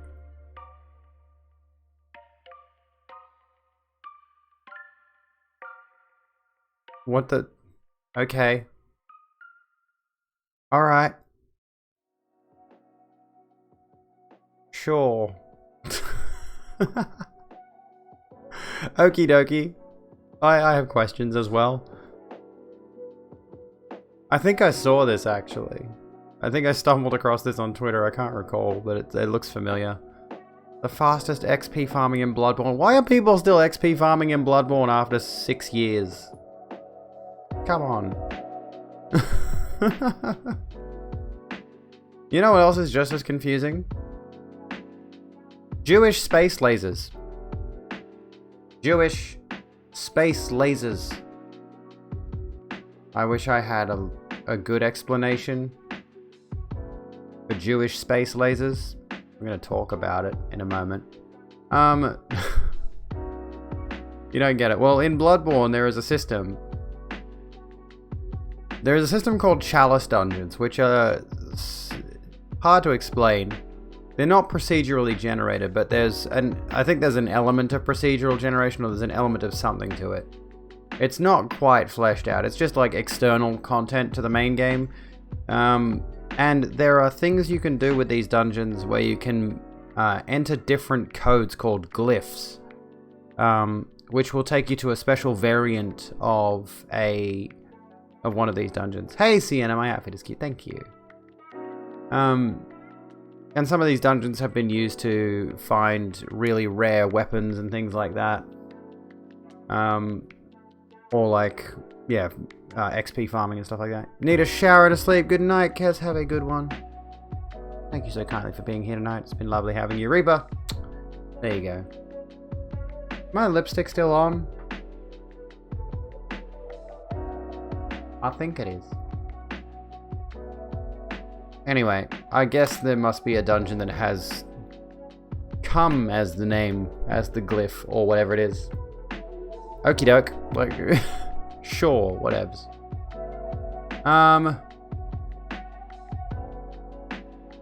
Well, oh yeah, Jewish space lasers. I had to stop myself for a second, like, what are we talking about? It's like, yeah, Jewish space lasers. Jewish space lasers. So, you know, remember Marjorie Taylor Greene? I guess, hang on. Is she a lawmaker? What's her position? U.S. Representative Marjorie Taylor Greene's social media history offers a window into a false conspiracy theory-based reality, one where Donald Trump won re-election, the Sandy Hook and Parkland school shootings were fake, the 9/11 attack was an inside job, and the 2018 California wildfires were caused by Jewish space lasers. Jewish space lasers. Just logged in to wish a happy stream. Thank you, Astro. What is this? Oh. That was an alert I was not expecting. There was no alert over here. There was an alert on my desktop. There was no alert over here. Am I allowed to thank you for that one? You know who you are. You know who you are. But am I allowed to thank you? Because it didn't come up on here. So I'm like, you could technically anonymously have tipped me on coffee. Draco, thank you so kindly, you fucking legend. I don't know why coffee is sending me desktop notifications. I'm not a fan of that, but I do appreciate it ever so much. Which, you know, is always a thing I advocate. If you have a streamer that you are a fan of, as much as I was going on about the sub goal, as much as I would love tons and tons of subs, make a bunch of money off doing Twitch, I always advocate, if you have a favorite streamer or YouTuber or whatever, generally speaking, if it's a streamer, if you have a favorite streamer who has a Ko-fi, which is it's a website off It's basically a website where people can send you direct tips. I think the command is actually just !tip, and that'll bring up the Ko-fi link. If you have a streamer you like who has a Ko-fi, a Patreon, OnlyFans, anything that is off the website, their payment options and the amount of, say, money, like if you sub to somebody for $5 on Twitch versus if you give somebody $5 on Ko-fi or Patreon, they're going to get so much more of the money from that $5 if you go on Ko-fi or Patreon. They'll still take a cut, but nowhere near as much. Of course, the issue is there you don't get stuff like emotes and ad-free viewing on Twitch, but Twitch takes 50% of your subs at the very least. And like I mentioned before, Australian streamers, if an Aussie viewer subscribes to me for $9 at tier 1, the Australian streamer gets $3.50 of that, so not even 50%. Less than 50%. Can PayPal work without being linked to a card? I believe it can. Only if you have money in the account, yeah. Bare cupboards and couldn't find any other direct money. Oh, but thank you. It is actually a problem. Like, not bare, but I'm like out of most of the things. I've got like some soups there, that's about it. And frozen bread, I think. What are we doing? Oh, yeah, okay. So, Marjorie Taylor Greene is a dumb bitch, basically. Marjorie Taylor Greene is a dumb bitch. That about sums it up. She has, she was the one that was on national television at the congressional hearings or something like that. Marjorie Taylor Greene. What was the censored mask situation? This woman was on fucking television speaking into a microphone at Congress. Was it Congress? The House of Representatives gathered to debate the second impeachment of Donald Trump. She was wearing a mask that said censored over her face when she's got a microphone in her face. Censored over what, Marjorie? You're on national television in front of a microphone. Anyway, speaking of, your food is done. Nicely done, nicely done. Why do they need to steal over 50% of streamers' revenue? Because Jeff Bezos. That's basically it. Where is the coffee thing? It should be. Oh, it's not in the it's not in the commands thing. I haven't updated my commands list again. That's yeah. So it does say goal of upgrading content creation gear, but if I do need to, it goes directly to my PayPal. If I do need to, I'll dip into it. She thinks she's oppressed. The poor little white baby. I hate these people. But yeah, she wore a censored mask. There was another one. She was wearing another mask that had like some Trumpist statement on it. And yeah, she's apparently a major conspiracy theorist. As we can see here, the Republican Party is facing mounting pressure to rein in the rookie lawmaker from Georgia as her long history of backing debunked conspiracy theories and making extreme threats on social media continues to spill out into public view. If I'm not mistaken, this is the lady, I might be wrong on this. This is the lady who was, it was either her or someone very similar, who put out a video basically saying, men, if you happen to be armed, or not, but maybe if you are armed, go into women's restrooms and find transgender people who are obviously gross sexual predators like Buffalo Bill and shoot them in the fucking head and protect our women's. Like, I think that was her. You know, the inference is like, oh, exercise your Second Amendment rights in women's restrooms to kill trans women. It's like, fucking give us a break. She's deeply broken. She does not belong in any kind of governmental position at all. Calls to violence from a Republican. Greene has dismissed mass shootings. Greene has dismissed mass shootings as false flags, mocked the child victims of gun violence, called for Democrats to be executed, and denounced the November 3 election as a fraud, even though it put her in power. This bitch, I swear to fucking God. Anywho, she also has described the fantastical QAnon hoax as something worth listening to, and she's repeatedly embraced the most outlandish and demonstrably false beliefs of the movement. Greene's past and present beliefs have made her a target for fear, ridicule, and concern in Congress, especially given her calls for some of her new colleagues to be killed. Just fucking kill him, she says. Just kill him. Just kill the colleague. Just, like, get your guns and exercise your Second Amendment rights. Oh my god, another one. Turquoise. You people. You're making me very, very emotional right now because of the estrogen, I think. With your support for me, I love you all. Thank you so kindly. I think the media has caused... Do you just think media has caused that because they have dehumanized trans people through meme culture? Probably. You'll always support me. Thank you so kindly. It's a common tactic used by right-wing nutjobs to dehumanize people. Yeah. I think the big situation here. It's a moving the goalpost situation with the trans thing. I've mentioned this in the past before. There was a time period a long time ago during the racism days, during like peak racism, where the issue was that black men were going to go and rape your women, rape your precious white women. And then over time it became gay people. Excuse me. It became gay people were going to start raping women or something like, or men or whatever. And then specifically became lesbians were going to go into women's restrooms and be these big butch lesbians and they're going to prey on you. They're going to rape you. And now it's trans folks. Now it's the trans people who are being pushed as this kind of predator role. So they keep losing, is the takeaway here, is they keep losing. They know their arguments are not sound and they move the goalposts and they pick the next target. And inevitably they're going to lose this fight too. They're going to eventually,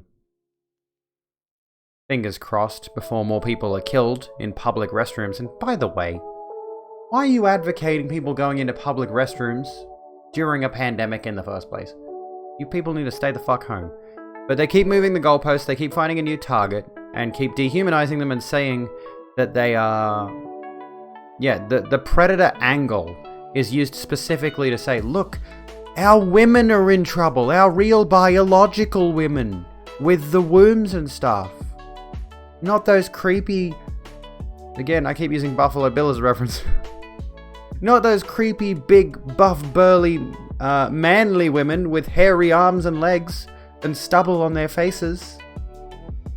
They're so predictable. We were talking about Marjorie Taylor Greene and then we got into the TERF thing again. You generally like weird things, but she's just divorced from reality. Reporter dug up a statement from her in 18 California. Yeah, we were talking about the Jewish space lasers. That's how we got onto this. The Jewish space lasers. Jewish space lasers. She probably doesn't believe in COVID. She was wearing the mask that said... fucking censored on it. She was wearing the mask in the US House of Representatives that says censored on it while she's talking into a microphone. Dumb bitch. Oh, we don't need Angel number 57 up anymore. Get rid of that tab. Green's past and present beliefs have made her a target for fear, ridicule, and concern in Congress. I see you've brought guests. Oh my goodness, Welcome, Soy in space. Friends. Welcome in, friendos. How you doing? Welcome to the Rogue Room. My name is Abby. Hit the rules. Yeah, exclamation mark rules if you want to see them. They're there. They are available. Thank you so kindly for the raid. Yes, the raid. That's the word I was looking for. I don't know why I stumbled over that. How was your stream? What were you streaming? Can we get a shout out for Soy in Space? Reaper, I'll defer to you if you want to. How was the stream? How did it go? What were you getting up to? Tell us all about it. How's it hanging? Everybody, welcome in. Sun and Showers, Busy Snipes, Soy, of course. Who have I missed? Have I missed anyone? Purple Daydreams. Danganronpa, Trigger Happy Havoc. How was that? Welcome to the Rogue Room. We Sun hope and Showers, you enjoy thank you your so kindly stay. for joining us here in the Rogue Room. Sit down, grab a drink, and chill out with us. Did some demos. Oh, what kind of demos did you do? When I hear the phrase demos, I think back to like the PS1 days. Mostly learning weird facts about koalas. There's quite a few of those. Did you know they don't have any ridges on their brains? Itch.io indie horrors. Ooh, that sounds pretty cool. That sounds pretty cool. I do gotta get into some good horror stuff. It's really weird that, yeah, koalas actually legitimately have a smooth brain. One of the smallest brains in proportion to body weight of any mammal, being 60% smaller than that of a typical diprotodont. Weighing only 19.2 grams, on average the brain surface is fairly smooth, typical for a primitive animal. And they often have chlamydia. It's just absolutely dandy. They eat their mother's poop after 2 weeks. Yeah, koalas are an animal. They are an animal. Fairly smooth. So not 100% smooth, but it is fairly smooth. I wonder if there is an example of it. Koala brain. Is there an actual example? No. No, I can't see one. There is a meme here, but I don't think that's actually a koala brain. Koalas are such failures when it comes to Darwinism. They are. So how did your stream go? How long were you streaming for? The raid happened as soon as you sent the message. Hang on, what'd you say? I missed that. I was about to read it. We've got to protect our very precious woman. People like that can fuck off. A trans woman is a woman. And guess what? Trans men exist too. Yeah, that's always the thing. I always bring this up. Like the discourse around transgender people focuses on the women so much that trans men are often forgotten about in the discussion. Women can protect themselves. Just because someone has transitioned to a male now makes them better? No, they don't. Not everyone is a pedophile. The pedophile thing is always... that's something I brought up as well. Frozen stream, no, don't tell me that. I hope it's not on my end. Please don't be on my end. I mentioned the pedophile thing a little while back. It's your end, okay. Well, I hope it gets fixed shortly. Welcome to the Rogue Room. Caped Madman, welcome enjoy to the your Rogue stay. Room. Sit down, grab a drink, and chill out with us, like you have been, bloody legend. Yeah, I specifically mentioned the pedophile thing recently, in that pedophile's bad, obviously. Let's get that out of the way right now. Let's do the thing that Ninja won't do, and decry the bad things. Yeah, pedophile's bad, child molester's bad, but oftentimes I have noticed people will use the idea of someone Welcome being to a the Rogue pedophile. Room. Dr. We hope you enjoy Funkadunk. your stay. Welcome to the Rogue Room. Sit down, grab a drink, and chill out with us, friend. You're more than welcome here. I feel like I'm really loud tonight. Sorry if I'm really loud tonight. People will try to put the label of pedophile on a specific group of people they dislike, again, in order to dehumanize them. You target a certain group of people and you make them a predator in some way, shape, or form, and that can spread so quickly. They can spread like wildfire. And all of a sudden, a group that's otherwise leaving everyone alone and minding their business can be turned into an easy target. We were talking about the person who were looking at girls' genitals to see if they're trans. Yeah, the lawmaker who was suggesting that there should be a doctor who is the lawmaker, or what was it? I did the video on this. You'd think I would remember the details. House Republican introduces anti-trans legislation that could lead to genital exams for schoolgirls. Republican pedophile, who'd have thought? His federal bill to ban transgender girls from sports is a direct challenge to Joe Biden's pro-LGBTQ policies. And this all comes back to that trans women in sports thing, which is a tired discussion. But his suggestion with this bill was that transgender girls would be required, transgender girls, not boys, just the girls, would be required to undergo a genital inspection in order to participate in sports. Which, I'm assuming that would mean all girls as well. So they would have a creepy pedo doctor going through every girl in the school to see if they are able to participate in sports. It's fucked. Absolutely fucked. Did I watch that segment? No, I didn't. I'll have to do that. That's topical. We should do that. However, we'll get back to Marjorie Taylor Greene for now. So where were we? I do believe, like, there is a mention here. Extreme threats on social media. Was it her? Does she have a Twitter?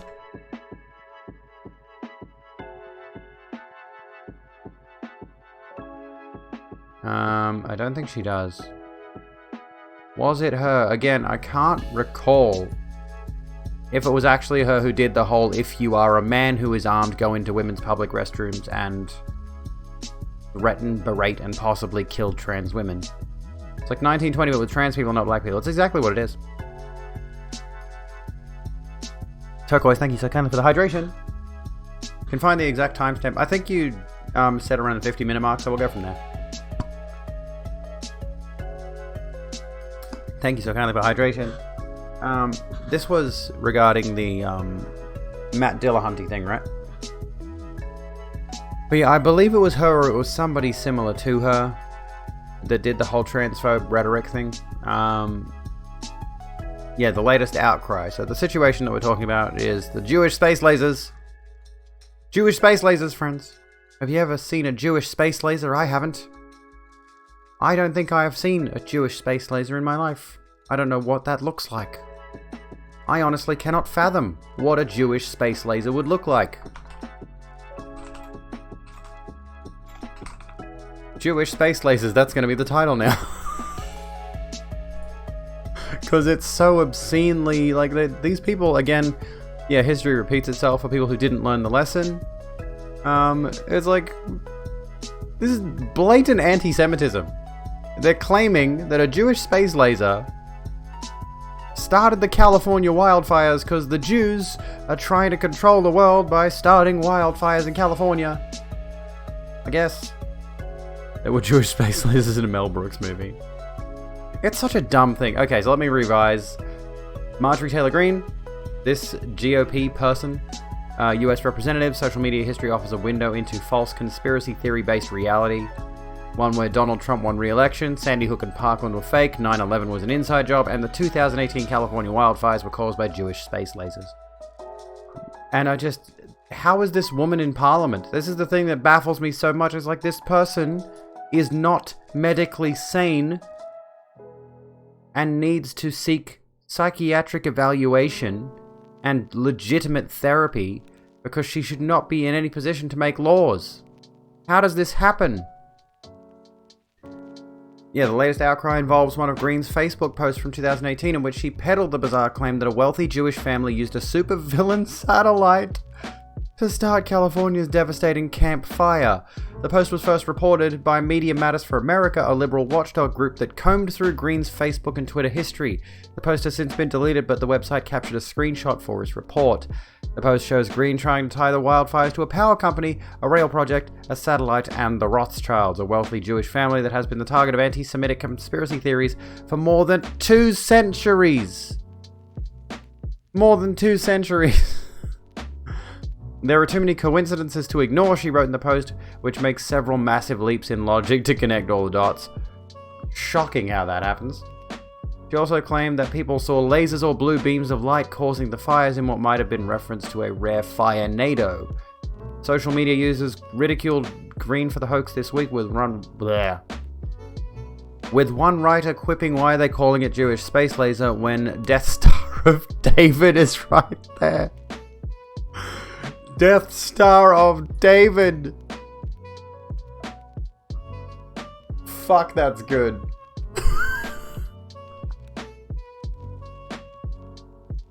Why am I not stream markering this, by the way? I'm putting a stream marker in. That's fucking amazing.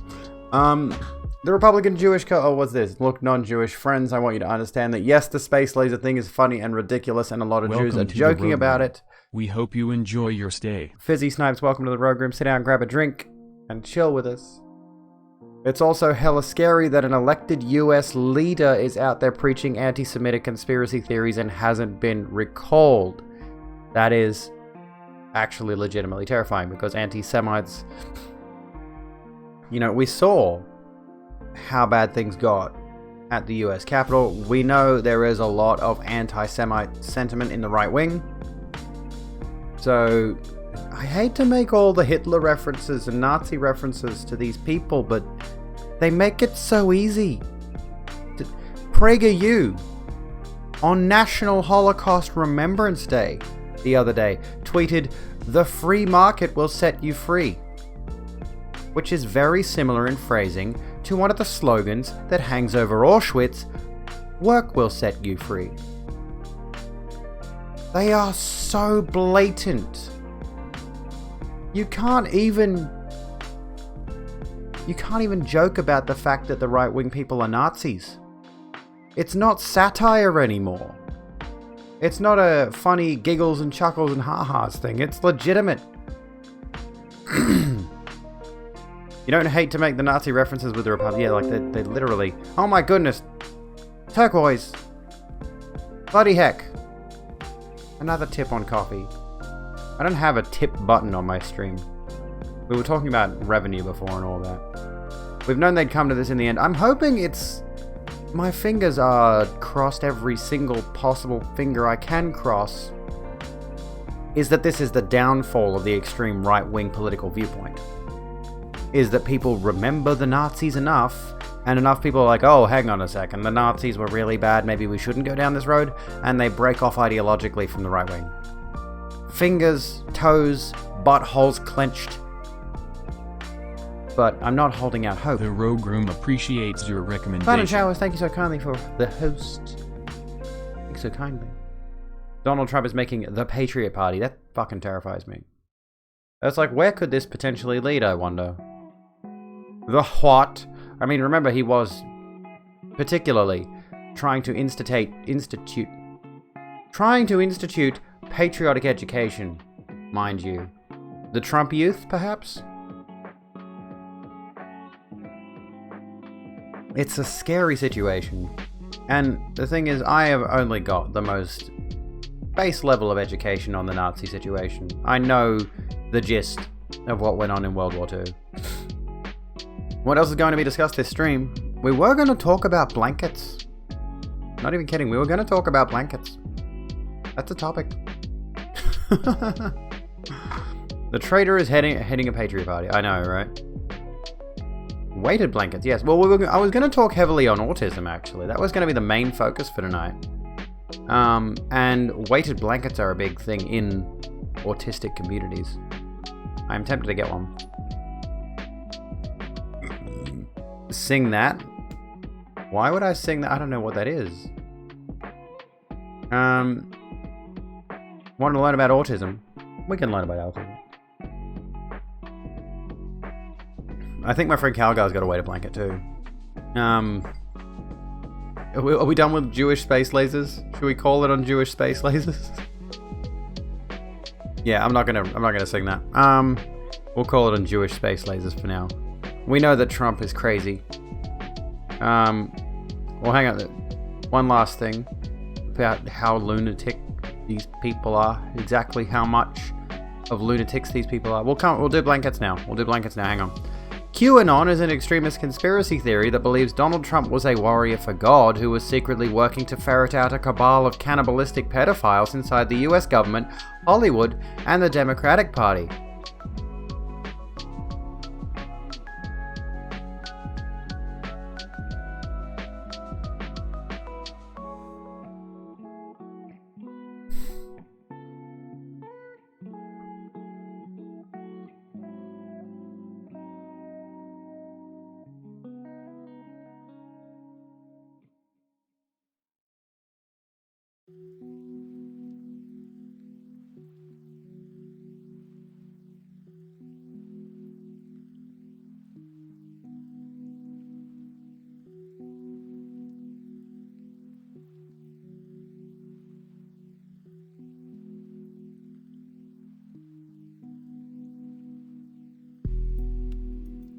Hello MCVC1, how you doing?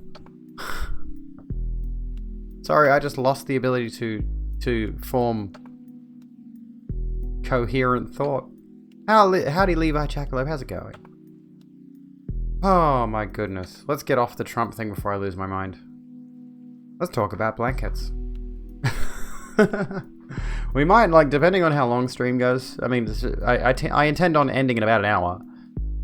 What's up with the Jewish space lasers? Good question. Marjorie Taylor Greene believes Jewish space lasers started the 2018 wildfires. It's actually, I wish it was a dress. Welcome to the Rogue It's actually a Room. top and a skirt. We hope you enjoy your stay. Levi, thank you so kindly for joining us here in the Rogue Room. Sit down, grab a drink, and chill out with us. What's the obsession with blankets? Hang on a second. Let me shut the dress off, or the lack thereof. Let me get up slowly so I don't actually. Make it a dress for me. This is what it looks like. It's actually hot. I'm wearing a t-shirt under and a skirt. So, there we go. Oh, and my seat is like a, like plasticky, not plasticky. I don't know what this stuff is called. Faux leather, basically. And it's, sticking to my quadriceps, which is irksome. Can I be annoying for a second? Oops, wrong way. So Jewish space lasers. Anyway, alright, let me bring this back up a little bit. I've noticed my microphone isn't in the correct position. There we go. That's better. It was too deep. I know you really... I should have just muted the mic. I apologize. Anyway, dog is now curious. Anyway, blankets. Should we talk about blankets? Let's talk about weighted blankets.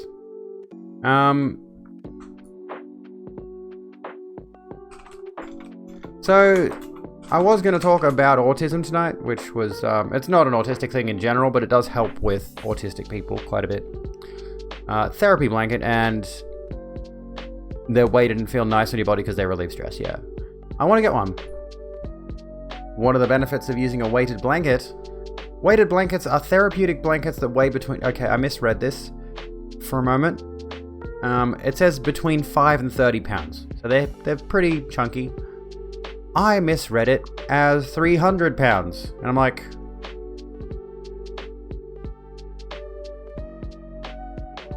I have a really bad joke about... Welcome to the Rogue Room. We hope you enjoy your stay. Ewo Bud, welcome to the Rogue Group. Sit down, grab a drink, and chill out with us. I have an awful joke in the back of my mind, and I shouldn't say it.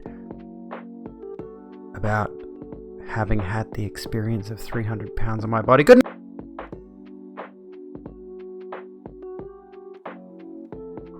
Anyway, I will now take my punishment for making a fat joke.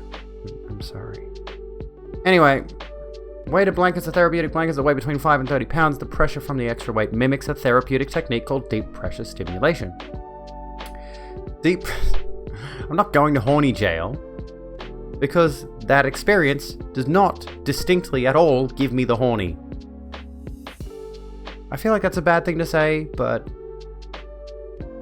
you know, I'm done with that avenue of having that kind of body near me. I personally have a preference for very fit women. Very infrequently throughout my life. Let's not go into my sexual proclivities. Deep pressure stimulation uses hands-on pressure to relax the nervous system. Doing so may help relieve pain, lessen anxiety, and improve mood. Deep pressure stimulation doesn't have to be completely hands-on. With weighted blankets, the same pressure comes from having the blanket wrapped around the body. There you go. Wait, how much are weighted blankets? Probably a metric fuck ton. Adairs has them for calm and comfort. Shop weighted blankets. What are we looking at? Holy fucking shit. They go up to $240 cunting dollars. How are you, Ewo Bun? What's going on? You're not fit, so you've already lost. I mean, I have a preference for fit women, but the situation is generally, you know, I have... No, we're not doing this. We're not having this discussion. Adairs Harrison Charcoal Weighted Blanket. Here's some. I'm becoming a blanket saleswoman now. 5.5 kilos, 7 kilos, 9 kilos, 11 kilos. So $240 for or if you've got the Linen Lovers Club thing that they've got, it comes down to $191.99. Fantastic. They are expensive, yeah. I imagine it would be pretty expensive to make such a thing. I don't know exactly what the weight in them is. I don't know. There might be cheaper models out there. Coup Elite weighted blanket. Here we go, hang on. Oh, here we go. Not too bad. From Spotlight. $100 to $160. And I know of a Spotlight near me, so... but this is Spotlight stores and this is .com. Is Spotlight a thing in America? I wonder if I can check availability, like in... is this... You're on our Australia/English website. Spotlight's pretty good. So glad you broadcast. Don't need one. I don't need one either, but I would like to have one. As an autistic person. Because like I've said, who may benefit from... Here we go. Scrolling down. Who may benefit from a weighted blanket? Researchers have studied weighted blankets' effectiveness for various conditions. Although more research is needed, results so far, have indicated the following benefits. One of the symptoms of autism, especially in children, is trouble sleeping. In a crossover study from 2014, researchers investigated the effectiveness of weighted blankets for sleep issues related to autism. Let me scroll down a bit because I can see that I'm covering this. However, both the children and their parents noted they liked the weighted blanket more despite the lack of improvement. This is supported by a smaller research study that found the positive benefits of deep pressure therapy in some people with autism. These benefits may extend to weighted blankets as well. Just give you anxiety. I can understand with the tight-fitting clothing thing. I don't like wearing stuff that's too tight. I like wearing leggings, but honestly, the leggings I have now I bought when I was bigger. So now the leggings I have are looser, so they're nowhere near as tight as they used to be. I have got a pair of tights that are specifically very, very tight, despite being like a large. You hate tight clothes but like the blanket. Excuse me. You just lay on your back until your brain turns off. That's what I try to do with sleep. I try to just lay there until nothing, until it's all gone. Until my brain is just mush. Yeah, I've got a nice dress that my sister received for Christmas off Dad, but first of all, would not fit her, and she gave it to me because she didn't like it as well. And she admitted it wouldn't fit her, it's too small for her. And it's like almost too small for me as well. It's like a 10 or a 12. It's tight, and I have not found occasion to wear it. Tight and short. And you know, with my particular body type, my particular physique, maybe I shouldn't be wearing stuff that's too flattering to the physique. Baggy trousers, tees, and jumpers. It sounds good. Light blankets, but big blankets. This blanket over here is actually quite weighty. That one there. Not like super weighted or anything. It's just rather heavy-ish. But it's still a normal blanket. It doesn't have any weighting to it. Don't ask me how they do it. Colonel, I'm dummy thick. It's snowing in Britain. That'd be cool. Literally. Snow is quite cool. I would like to go to the snow again. I've seen the snow once in my life. And here's the funny thing. Is like, I was a genius trying out snowboarding for the very first time. Had my huge ski jacket on. I'm like, dude, I'm sweating like crazy. I'm gonna take my ski jacket off. And I did, and I'm just wearing a t-shirt underneath. And I wasn't cold, but of course I slipped on the snowboard and fell forward into the snow and scraped up both my elbows, like all up here in the snow. Kids, snow is like shards of glass. It's not nice and soft and fluffy. It will lacerate your skin. Don't be stupid. Keep your ski jacket on. It snowed here a couple days ago, now it's just really cold. Oh, I'd like to live in an area where it snows. I'm sick of Australian weather. I'm fucking sick of it. I'm absolutely loathe and detest the Australian weather conditions. I enjoy the economic conditions of things. I mean, I like in terms of how I'm going with regards to having an income from being disabled. Having the DSP is good. So if I were to have to move to another area, that's why I want to get my degree, so I have some level of education I can use to potentially find a job of some sort, maybe overseas, one day. Actually go live somewhere in the snow. Might have a tutoring gig soon, nice. It's gonna be minus 23C tomorrow, Jesus Christ. Thank you, Reaper, for dropping all the socials and the newest video if you have not already watched Cancelled. It is my latest video essay talking about cancel culture. If you would like to check that out, please do. I put a lot of effort into it, and I'm working on my next one, which should be out by mid-Feb. Probably not going to be as in-depth as Cancelled, but I think there's a good bit of content in there. And then, I don't know, my goal for this year, and this is why I'm kind of contemplating dropping the stream highlights that I've been doing lately, because they haven't been getting as many views as I would like on my YouTube channel. Consider dropping them entirely in favor of just doing the video essays. That is very cold. If you want to experience the complete opposite of weather, you can recommend Kautokeino in the north of Norway. Well, there you go. Try to do that. I'll try to get there. Let's go.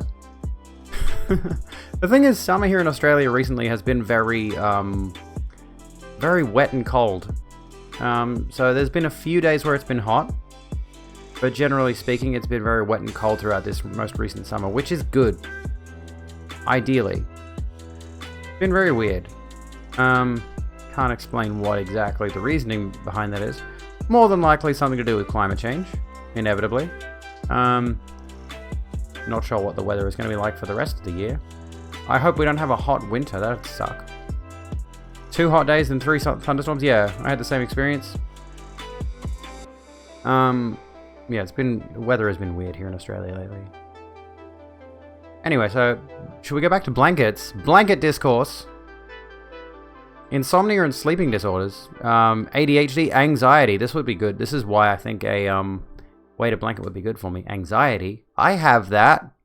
I also have that one. Autism. One of the primary uses of a weighted blanket is for the treatment of anxiety. Past research has shown that deep pressure stimulation can help reduce autonomic arousal. This arousal is responsible for the symptoms of anxiety, such as increased heart rate. In the study above, the researchers found that using a weighted blanket reduced anxiety in roughly 33% of 32 participants. The researchers also explained that for some of the study participants, lying down may also have helped reduce anxiety. This suggests that using a weighted blanket while lying down may help further reduce anxiety symptoms. Neuron activated blanket. What was that about the horny? It's not that kind of arousal. Let me look it up. Autonomic arousal disorder is a condition marked by the chronic and persistent arousal of the autonomic nervous system that isn't caused by an underlying medical condition. The ANS is responsible for many of the body's automatic processes such as heart rate, respiratory functions, and digestion. So it's arousing the autonomic system, not the ANS. Yeah, okay. Naturally, as you would expect, insomnia and sleep disorders. In a 2014 crossover study on autism and weighted blankets, both the parents and children felt the weighted blankets were beneficial in reducing sleep issues. I mean, this would be good for my kids. I feel like they have trouble getting to sleep, but I cannot afford $200 per blanket. Fuck.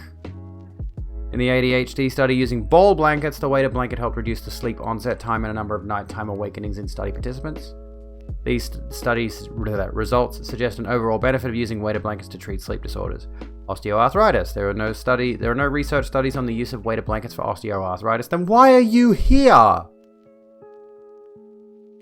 There's no research on it.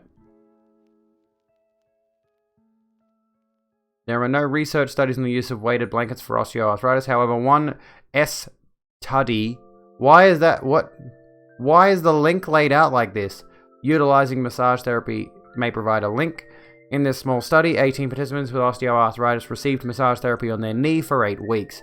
Study participants noted that massage therapy helped reduce knee pain and improve their quality of life. Massage therapy applies deep pressure to osteoarthritic joints, so it's possible that similar benefits may be experienced when using a weighted blanket. Hey, Frog Selena, how you doing? Welcome back in. What's going on? We're talking about blankets. We are having blanket discourse right now. You know what? We're done with Jewish space lasers. Fuck it. I'm going to start changing my stream title when we change topics because we are no longer on the Jewish space lasers. Blanket discourse.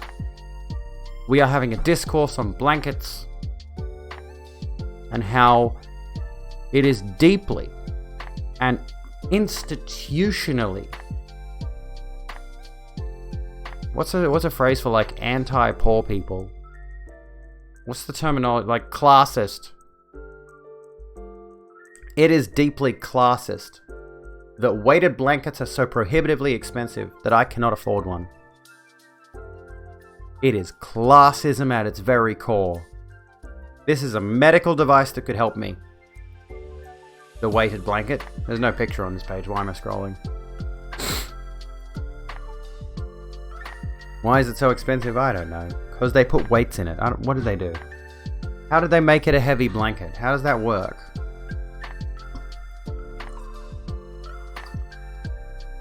I'm telling you, my friends, we need to rise up. We need to start a revolution against the blanket industry. Because there are medical applications for this.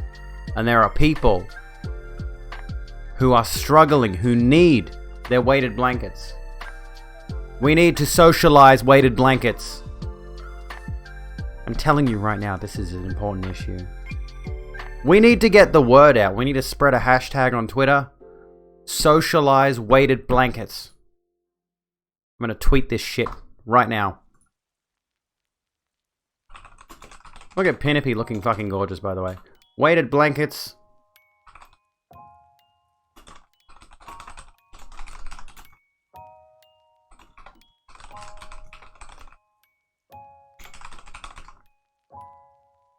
We need socialized weighted blankets. Tag it. Spread the hashtag around. Get it trending. I can't get something trending, but try anyway. If you've got a Twitter, go follow me on Twitter. And then go retweet that and use that hashtag. We demand socialized weighted blankets now. Also, I think I have a Twitter command that gives you the direct link. Yes, I do. There you go. What up, Ziff? How you doing, dude? What's going on? Welcome in. We are talking blanket discourse. There may be some benefit to using weighted blankets. Like, this is. Here's a thought. This is Welcome to something the that will Rogue greatly Room. benefit. We hope Ziff, you thank enjoy you your for stay. follow. Welcome to the Rogue Room. Sit down, grab a drink, and chill out with us. How long have I been waiting for that joke? I don't know. What joke? I'm just rambling. This is literally entirely off the cuff right now. This is improv. Another round. Hey, on and the you. 25 bits. Thank you so kindly for the round. For a blanket DAC course. Ha ha ha ha ha. All of the medical applications of weighted blankets tells me that if we get universal health care on... What is it? If we get universal health care in America, in the UK, and we improve the universal healthcare system here in Australia, weighted blankets need to be a part of that system. Given all of their medical applications, we should be able to get a prescription for weighted blankets and get them for free. Or like my hormones, $6 for a pack of hormones, or $6.80. We need socialized weighted blankets, friends. We need universal healthcare weighted blankets for those of us who suffer from autism, ADHD, anxiety, insomnia, chronic pain, osteoarthritis probably. What is this, a dollar store ContraPoints? I mean, I literally, like, dude, can I be completely honest with you? If you're still here, David, that's not a, I mean, if you're joking with me, ha ha ha ha. But I'm not going to show you my Facebook page, but my Facebook page little bio thing under my name literally says budget ContraPoints. I'm not even joking. That's I've made the budget ContraPoints joke. That's been there for ages. And I really embraced it with cancelled. I really went full bore on it. I'm going to go even further in the next video. We're going to do some set design and everything. A little bit. Not much, a little bit. You've made the joke and you're pretty sure you've that every time. I was going to say the job? What's the job? Sensory, all your life you've enjoyed the heaviest blankets, however actual branded weighted blankets aren't your favorite. Yeah, I've had weighted, not weighted blankets, I've had heavy blankets before. And like, yeah, there's a distinct benefit. Or having multiple blankets, like I've got that and I've got another one that I don't keep on the bed during stream because it's kind of very old. And it looks very old. I honestly am beginning to question if keeping that blanket around is any good for my health, given that, according to my auntie and my mother, it's been around since they were children, that blanket. Beginning to think to myself, that many years of having been in use, maybe I should wash it once in a while. Yeah, wash it, yeah. Socialized blankets! We demand socialized weighted blankets. How long can I drag this bit out for? God damn it. Chronic pain. One of the recommended at-home treatments for chronic pain is massage therapy. In one small study, researchers found that starting with light pressure, later gradually increasing to moderate pressure, then using deep pressure during massage therapy may reduce pain reflexes in those with chronic pain conditions. Yes, socialist blankets. Fucking yes. This indicates the pressure of a weighted blanket may help keep the legs in place and reduce feeling of pain in chronic pain conditions. Your favorite blanket of all time, you don't even know what they're called, usually printed with a picture on them. They are big and soft, not down, not cotton, and the only place you've seen them sold is like hanging up in boots at the fair or when you went to Mexico at the shops. Oh, I see. Sadly, I couldn't help you there. Reluctantly, I am not actually a blanket expert. I would like a back massage, that'd be good. I want a back massage, sushi, and wine, and cheeses, and assorted deli meats, and crackers, and roses. Like a rose petal bath or something. And some custard. I would like some custard. Might be fleece, yeah. There may be some benefit to using weighted blankets during medical procedures. A 2016 study experimented with using weighted blankets on participants undergoing wisdom tooth extraction. The weighted blanket participants. I'm going to put a clip here, or I should put a stream mark or whatever. I just thought of something. So I'm going to marker that. With weighted blankets on participants undergoing wisdom tooth extraction, the weighted blanket participants experienced lower anxiety symptoms than the control group. The researchers performed a similar follow-up study on adolescents using a weighted blanket during a molar extraction. Those results also found less anxiety with the use of a weighted blanket. Since medical procedures tend to cause anxiety symptoms like increased heart rate, using weighted blankets may be beneficial in calming those symptoms. We have a blanket up on a window to soften the light, to stop glare on the TV. It has puppies on it. That's nice. I like that. 3 words all women want to hear. Cheese is available. Oh, I haven't had a good cheese in a minute. Came here for the blanket expert. Well, just pretend I am.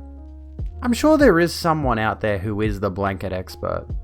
But I honestly, genuinely had to search to find stuff like this. I had to go out of my way to find shit like this. I tried searching for blankets and it was just shop results. It was just constant, shopping. Came here for the politics, stayed for the cheese and blankets. As well you should.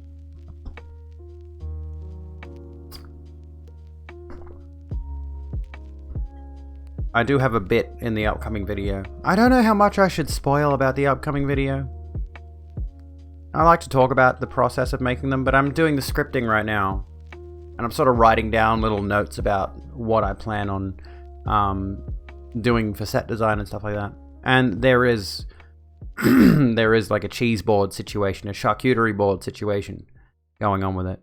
I honestly thought, maybe that could be a topic I could do, is the charcuterie board discourse thing. There's not a new vid yet. The new video I'm working on, the next one, will have some more elaborate stuff going on with it. I'm considering setting myself up maybe on the floor to record or something. I'm trying to figure out exactly how I want to do it. There are a few ideas I have. Anywho. Yeah, we're going to be working on the next video soon. Hopefully recording maybe this week.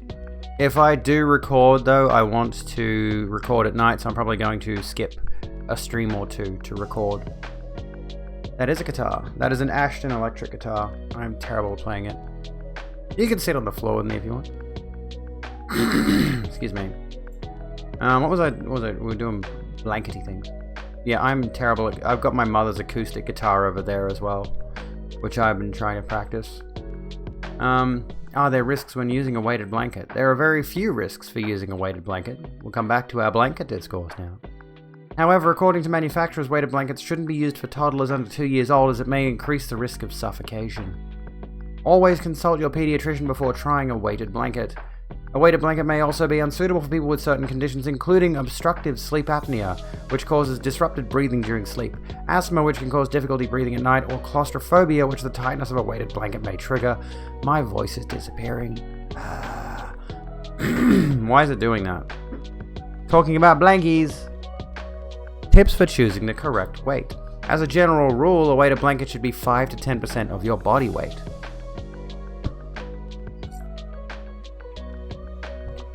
Also, the weighted blanket should fit snugly to the size of the bed.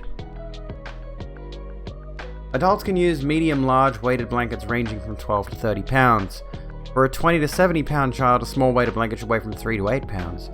For a 30 to 130 pound child, a medium weighted blanket should weigh from 5 to 15 pounds. Older adults may want to use small or medium weighted blankets ranging from 5 to 8 pounds. The bottom line. Weighted blankets are a type of at-home therapy that can provide similar benefits to deep pressure therapy. These blankets have shown positive results for several conditions including autism, ADHD, and anxiety. They can help calm a restless body, reduce feelings of anxiety, and improve sleep troubles. When choosing a weighted blanket for yourself, find a snug size that's around 10% of your body weight. Why does it have to fit the bed snugly? Oh, that it looks nice, I guess. That's like a queen-size blanket on a single bed. So I have to like tuck in most of it. Yeah, probably to evenly distribute the weight. There you go. There is some weighted blanket discussion. How about, since we were talking about the experts before, how's about we talk about, we've done the weighted blanket discussion, which does touch on the autism thing that I was going to go into heavily, but maybe we'll do that tomorrow, because I want to do a full-blown autism stream. 9 best blankets for your home according to bedding experts. Number 2 has over 5,000 5-star Amazon reviews. Excuse me. There's a lot about autism that I worry that if we do it now at 11:30, we won't get enough information out there. So I would like to do tomorrow at 6 p.m. AEDT. Australian Eastern Daylight Time. Although, you know, I mean, I like the Rogue Up Late format. I will have a look at my stats really quickly. I know I shouldn't do that. Never go full autistic. I mean, that's a part of the whole discussion, actually. The discourse around autism is rife with some severe ableist and borderline effectively genocidal bullshit. We'll get into that tomorrow, I promise. We will get into that tomorrow. We'll get into that tomorrow. We will do the full autism thing. Let me see here. Well, I was looking at my stats, streams. I wanted to look at how my stats are going. Because, what was I looking for? Oh, I wanted to know... This is a bit narcissistic. I wanted to know when my best, like, you know, I have 2 sets of stream times at the moment. When I don't have the kids, I start streaming at 6 p.m, but if I do have the kids, I start at 9 p.m. after they've gone to bed. And I'm thinking to myself, would it perhaps be better to start at 9 p.m. every night? I don't know. The issue there then becomes, it limits how many people I can raid, first of all. Because I love to raid people at the end of streams. And having the variety of different times. 9 p.m. works better for you personally. There you go. Yeah, I'm trying to figure out, like, when's the best time for me to stream. Ideally. When was the 26th? That was Straya Day. No, that's not a good one. There weren't that many people here. Monday. Yeah, it's hard to tell what the best time schedule for me is. So, I mean, that's kind of what the point of experimenting with streaming every day is anyway, really. Like, the doing this allows me to get a better gauge of my stats, a better gauge of what my best time is for streaming. Actually heard that term is problematic because of the guy who came up with that condition and diagnosis. Asperger's. Oh yeah, Asperger's syndrome. I was diagnosed Asperger's when I hadn't heard about the problematic because of the guy who came up with the condition and diagnosis, but I was diagnosed as Asperger's syndrome before they changed it, and it's just part of the autism spectrum now. Or rather, it always was, but Asperger's was its own definition within that. Let's have a look. Asperger's syndrome was the name given to a lifelong developmental disability that affects how people perceive the world and interact with others. True. Since 2013, people who used to be diagnosed as having Asperger's syndrome have been diagnosed as having autism spectrum, which is true as well. There is no separate diagnosis for Asperger's anymore. So we'll talk about my specific variant of autism, which is what used to be called Asperger's syndrome. All people with autism spectrum disorder have difficulties with social communication, fixated interests, and repetitive behaviors. Autism is diagnosed depending on how severe it is, with a ranking of 1, 2, or 3. Asperger's, as it used to be known, describes people with high-functioning types of autism. So, I am effectively able to live independently, despite the autism thing. Whereas there are a lot of autistic people who are... I don't think low functioning is the correct term, but they are unable to live independently. People previously diagnosed with Asperger's disorder have an IQ in the normal range and often good language skills, but despite this had communication difficulties. I am very, very... I'm good at talking, but communicating with people in a live setting. Severely autistic, that's the phrase. When it's a face-to-face thing, it becomes tricky.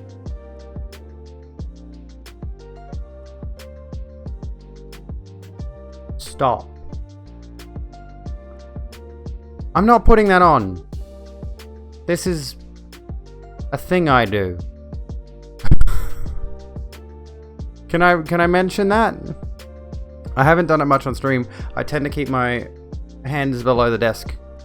But you might have seen this as a meme that sort of infantilizes autistic girls. This thing. Or this. Shaking of the hands like that. Boys do it too. I do it with my legs a lot as well. My feet. I don't know why. I don't know what the fuck the reasoning is for that. I don't know what it's... I think that's a part of stimming. Again, I would like to do a full autism stream. We could do that tomorrow. Yeah, that's the thing when you're really excited about something. Like, that's what that is, the association. This is just me, like, kind of just... I need to be doing something. My body's just like, you're antsy to do something. So I'm shaking my hand. I got my amethyst in there for no good reason. There's a reason I picked the name Abigail. May you post a link on the... Yeah, post a link. Symptoms of Asperger's. It seems the brains of people with this type of autism do not deal with information in the same way as brains of others do. People with this diagnosis often have average or above average intelligence. Well, look at that. I'm above average intelligence. And can be quite creative, but often find life hard. You know, fucking shit, mate. In particular, they find it hard to communicate and interact with other people. For example, they often struggle to express themselves. Me. Find it hard to understand others. Yep. Find it hard to make friends. Whoa, this is a bingo card. Find it hard to work out what others might be thinking. Oh, what crazy. Find it hard to use their imagination. Not too much. Okay, I didn't get the bingo. I'm pretty good with my imagination. I will give myself the credit there. I can imagine things. These difficulties can lead to anxiety, confusion, and frustration for the person, and sometimes for their family and friends. People with this type of autism often stick rigidly to a routine or repeat certain behaviors, focus intense interest on one particular topic, are sensitive to bright light or loud sounds. I will say this. I have always had, we'll make this a point right now, I've always had tension headaches, particularly behind this eye, and last time I had one was last night, but let's not go into why that is. If you were interested, there is a thread I I see posted. you've brought Batch! guests. Welcome. Welcome friends. in, Raiders. How was your stream? Tell me all about it. We're talking autism tonight. My name is Abigail. Welcome in, friends, to the Rogue Room. How was your stream? What were you getting up to? I posted a thread on Twitter about yesterday's headache, effectively. But back when I was doing the streams with the green screen, which, by the way, I did for like 2-3 years, just about. Hydrate. I've put my water in a glass now, so it makes it easier. Flipping some houses. Nice, nice. Very nice. Glad to hear it. How'd you go? What was I saying? Oh yeah, when I had the bright lights on me, that was actually, you know, I definitely am sensitive to bright light. It really, I mean, I feel like most people would be though, you know, it doesn't seem like a particularly unique thing to autistic people. I don't know. I'm not quite sure. But I suppose, you know, the scientists would know better than me. You can't tell whether someone has the diagnosis simply from how they look, that is true. Hello, Winter, how you doing? Causes of Asperger's syndrome. That's right, it used to be called Asperger's syndrome. Not clear what causes autism spectrum disorders. It's likely that genes and the environment play a part. It's not caused by upbringing or social circumstances. Vaccines do not cause autism. Funny how the article says that. That's so loopy. This is what I do to people who believe vaccines cause autism. Gay thoughts. Woke up to gay thoughts. The best kind of thoughts, honestly. So, Hans Asperger. Edith Scheffler, a modern European history scholar, wrote in 2018 that Hans Asperger... So, let's talk about this for a second. Was an Austrian eugenicist, war criminal, pediatrician, medical theorist, and medical professor for whom Asperger syndrome is named. He is known for his early studies on mental disorders, specifically in children. Nazi involvement, so we'll skip ahead. Anyone wondering, we are reading about Hans Asperger, the guy who was the reason Asperger syndrome was named that. Edith Scheffler, a modern European history scholar, wrote in 2018 that Asperger cooperated with the Nazi regime, including sending children to the Spiegelgrund Clinic, which participated in the euthanasia program. Oh, Scheffer, not Scheffler. Scheffer wrote a book further elaborating on her research called Asperger's Children, the Origins of Autism in Nazi Vienna. What are we lurking for now, though? Radio Batch. Have a good lurk. Thanks so kindly for the raid. Thanks so kindly for being here. Enjoy your lurk. Another scholar and historian from the Medical University of Vienna, Herwig Czech, concluded in a 2017 article in the journal Molecular Autism, which was published in April 2018. Asperger managed to accommodate himself to the Nazi regime and was rewarded for his affirmations of loyalty with career opportunities. He joined several organizations affiliated with the NSDAP, although not the Nazi Party itself, publicly legitimized race hygiene policies, including forced sterilizations, and on several occasions actively cooperated with the child euthanasia program. So yeah, there's a reason we don't call it Asperger's syndrome anymore, basically. Yeah, you just stepped away to blow your nose, now you're back to gay thoughts. Everyone should have gay thoughts. It occurs to me nowadays more than ever how much my attraction to women was informed by lesbian thinking and less so the male gaze. Kind of weird that. It's kind of a strange thing to wrap your head around. But after coming out, I'm like looking back at my the way I tried to pursue women and the kind of women I would typically go for. Didn't know this stuff until a couple of weeks ago, and you're like, why didn't nobody tell me? I'm kind of amazed that it's the naming convention stuck for so long. Till 2013, dude. Like, Christ, that condition was named after a Nazi. For that fucking long. Christ on a cock. Type of autism is usually diagnosed in childhood, when the child is 6 or older, but some people don't recognize the condition until they are adults. Male gaze, I prefer male gaze. Don't worry, folks. If you are, like, this stream, in particular, appeals to the male gaze. and the male straights. Not my joke, don't laugh at that. If you think your child may have autism, you may want to talk to your doctor or to your child health nurse. They may refer you to a specialist in diagnosing autism spectrum disorders or to a team of health professionals who work together in assessing children. You laughed. The specialist or team will talk to you and your child and others in your family.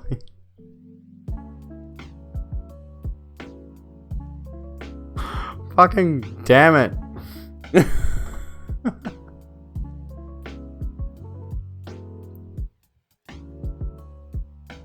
Oh, fuck.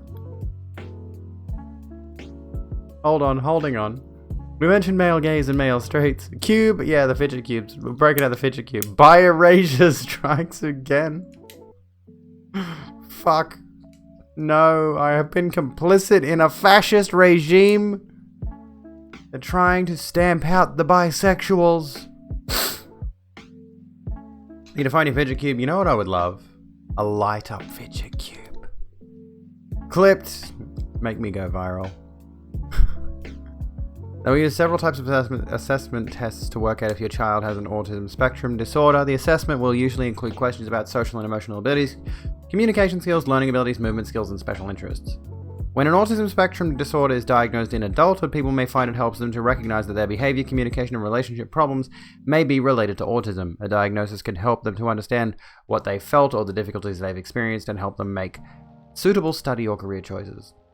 Light up fidget cube. Let's have a look. Is there one? There has to be one. Not spinner. Fuck no. Press to light up LED fidget cube, tri-hand spinner anxiety, stress relief toy. There's fidget spinners. Zuru fidget cube by Ansi Labs. Ansi Labs is where I got this one. These are the like the real ones. Currently unavailable.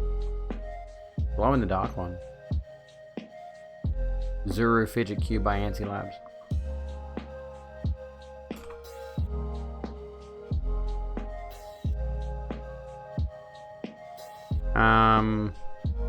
I think they must have like generally discontinued the fidget cube series because it seems like I'm finding a lot of ones that are out of stock or sold out for good pretty much. I really want to buy one of the really weighty fidget spinners.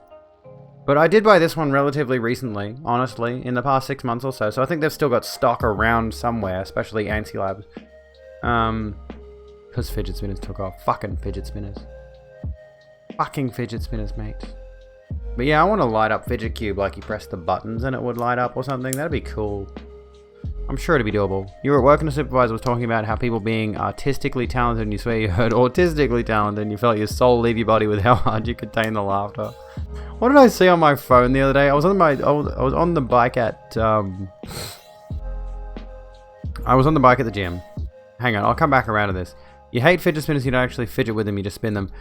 The thing that is good with the fidget spinners, honestly, is the really weighted ones where they got the little weights on each of the little outside bits feel really good in your hands. I've got this one, which is very light, but the actual weighted ones you can feel like you're holding it in your hand, and what it does is it stims you. You feel the weight of the fidget spinner moving around, and it's a good sensation. It's not really so much for fidgeting, so to speak, but it kind of is. And I would like to get one. Yes, this is a throwing star. That's my one. I got it because it looked like Genji's throwing stars from Overwatch. I do believe it was actually advertised as Genji throwing star fidget spinner. It was on eBay or something. I might buy myself a weighty fidget spinner. You know what? I'm honestly, as much as I dislike Overwatch, also on the subject, Farah earned her place on the shelf.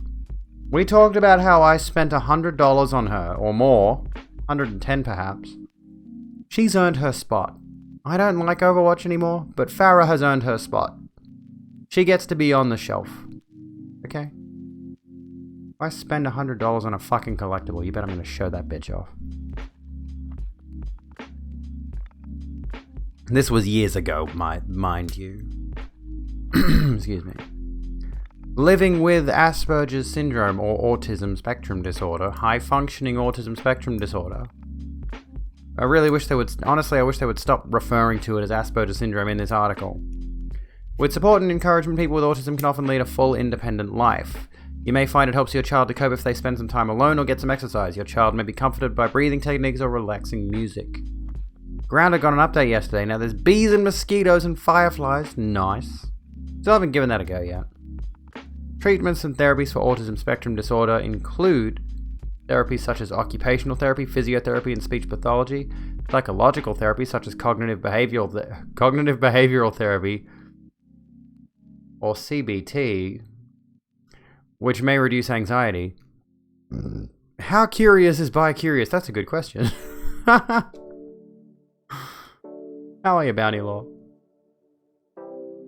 By the way, most people except Reaper in my chat at the moment are purple. Making it very confusing, guys. The Social Stories program, which explains social situations, programs that provide skills for parents and children, medicines for specific symptoms such as hyperactivity, anxiety, aggression, and tics. Bi-curious, nah, I'm bi-reasonably certain. These therapies can help in very practical ways. For example, occupational therapy can help your child learn how to get dressed, talk to friends, and complete work or social tasks, school tasks. Your child may need support at school, especially at secondary school when there is more movement between classes and teachers. Regular discussions with your child's teacher or principal can help you identify the right support and coping mechanisms. You're still here just in minor panic for no reason. Well, that's not good. Can I offer you a nice digital hug in this trying time? I get that sometimes, like that mild panic where it's like you're not quite sure why. Your child may need support at school, especially at secondary school when there is more movement. Oh, we read that bit. Where to go for help, and there's the Raising Children Network, blah, blah, blah, blah, blah. So we got a bit of a baseline idea of what used to be called Asperger's syndrome, which we now just refer to as high-functioning autism. There's a little neat bit of information. I really, like, maybe I went too heavy on topics for today. Like, I might have just listed entirely too many things. So we'll fuck off the Jewish space lasers. We did that one. We did blanket discourse. That can go. Should Ninja speak out about racism? We did that one. Tomorrow I wouldn't mind talking about Autism Speaks and why we should not trust them as a charity, as a charitable organization. We did blanket discourse. I may do a video on blanket discourse because that was fun. It was so dumb, but it was great. I was loving it.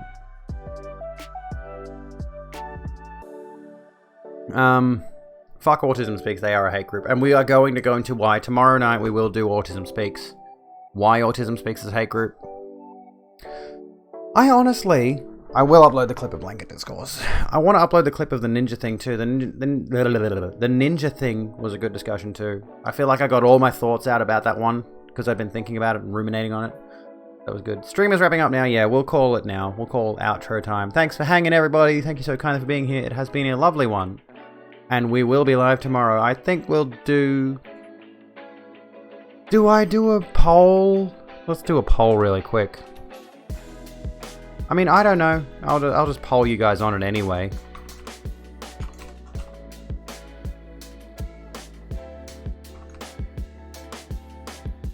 Starting time. Here we go. So, if you have not already, please, thank you, Reaper. Check out my latest video. My latest video essay cancelled is now up on my YouTube channel.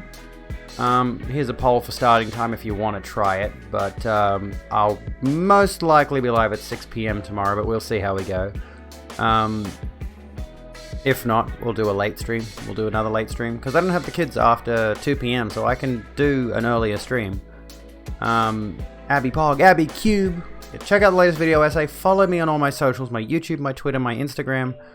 I will mention the Facebook page. There is a Rogue Bitch Facebook page. You can try to find it. You can just search Rogue BXTCH on Facebook. It should come up. It is a public page, I think, but it's not. I meant to set it up like a group, and I may set up a Facebook group where you guys can actually share shit on there. If you're not already in the Discord, please get in the Discord. Discord is a lovely, lovely place where we have discourse I went to type discourse as the thing. I went to type exclamation mark discourse as the link for Discord. Looks like you guys are voting for a 9 PM starting time, which could be doable. We'll see how we go. My watch hour's close. No. You want to see my watch time hours? Let's quickly bring this up. We haven't even picked a raid target yet, so we got time. My watch time hours are shit. Here you go. I've got 410 public watch time hours. I'm so far off. Do I like Star Wars? I used to. I'm honestly at the point where like I used to like Star Wars, but I'm kind of iffy on it nowadays. Should upload all your segments? I should. I'll try, but the problem is, of course, then I have to go and edit every segment. I could do a really simple template upload where I'm just like, okay, 9 PM has 1. I'll consider a 9 PM starting time tomorrow. If you guys want to. I'll put up a Twitter poll right now as well. I don't dislike Star Wars. It's just, I used to really enjoy it, and then over time it's just, especially the sequel trilogy. But I do like stuff like The Mandalorian. I loved Jedi Fallen Order. That was a phenomenal game.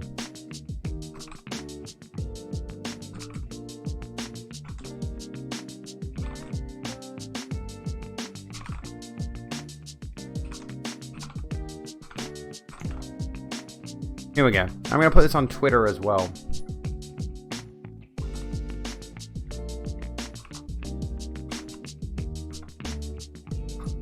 There we go. Alright. We gotta raid somebody. We gotta end the stream there because I have been going... It's literally 5 minutes to midnight. I have to get ready to get up for, like, morning tea with the family in the morning. Who could we harass? Good night, everybody. I hope you all have a good one. We raided Emmy recently, so I don't want to raid her again. Who else is here? You know what? I really want to raid... She's not live at the moment, which sucks. I wouldn't have minded raiding Jordan Raskopoulos. Which I think Jordan's usually live around the time I end my 6 PM streams. Sunnyside Jack? Not familiar with the name. I was looking at Plotsky though. Plotsky's always fun. We raided Pinipy recently. I haven't raided Plotsky recently. I honestly have no interest in watching anyone playing Escape from Tarkov. Let's see. You know, a cutie I might like. You can hit me with it. We did raid someone new last night, so it's good to get new faces. Who's Sunnyside Jack? What do they do? Oh, Ruthie. I know Ruthie. I've raided her recently too. Yeah. Excuse me. Let's see who Sunnyside Jack is. Their about just says hi. Not a whole lot of details here in their bio. I don't know. Does a lot of mental support and talking stuff. Well, you know, let's go. Let's go. Let's be bold. Let's be brash. Keep Duck Plague in the background, in the back of your head.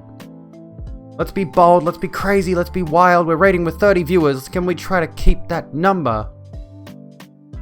We want to keep that 30. Honestly, I want to get my average viewership in general to 30. That's what we want to strive for. That's what I want to strive for. I want to keep you guys here. I want to hook you on my channel for an entire 3-hour stream every fucking day. Can you do that? Can I like chain you down? Each and every one of you. I'm going to organize a squad. Like a squad of folks to go out and chain you folks down. So you have to watch my streams. And we're going to get those little things that, like, hold your eyes open. You have to watch every single second of the stream. Thank you so kindly, folks, for hanging out tonight. It has been a lovely discussion. I have been enjoying every single fucking minute of it. It's been so good. You folks have been treating me so well lately. It's the best. You are the best. Each and every one of you. And I will see ya when I'm looking at ya. Ta-ta, have a good one.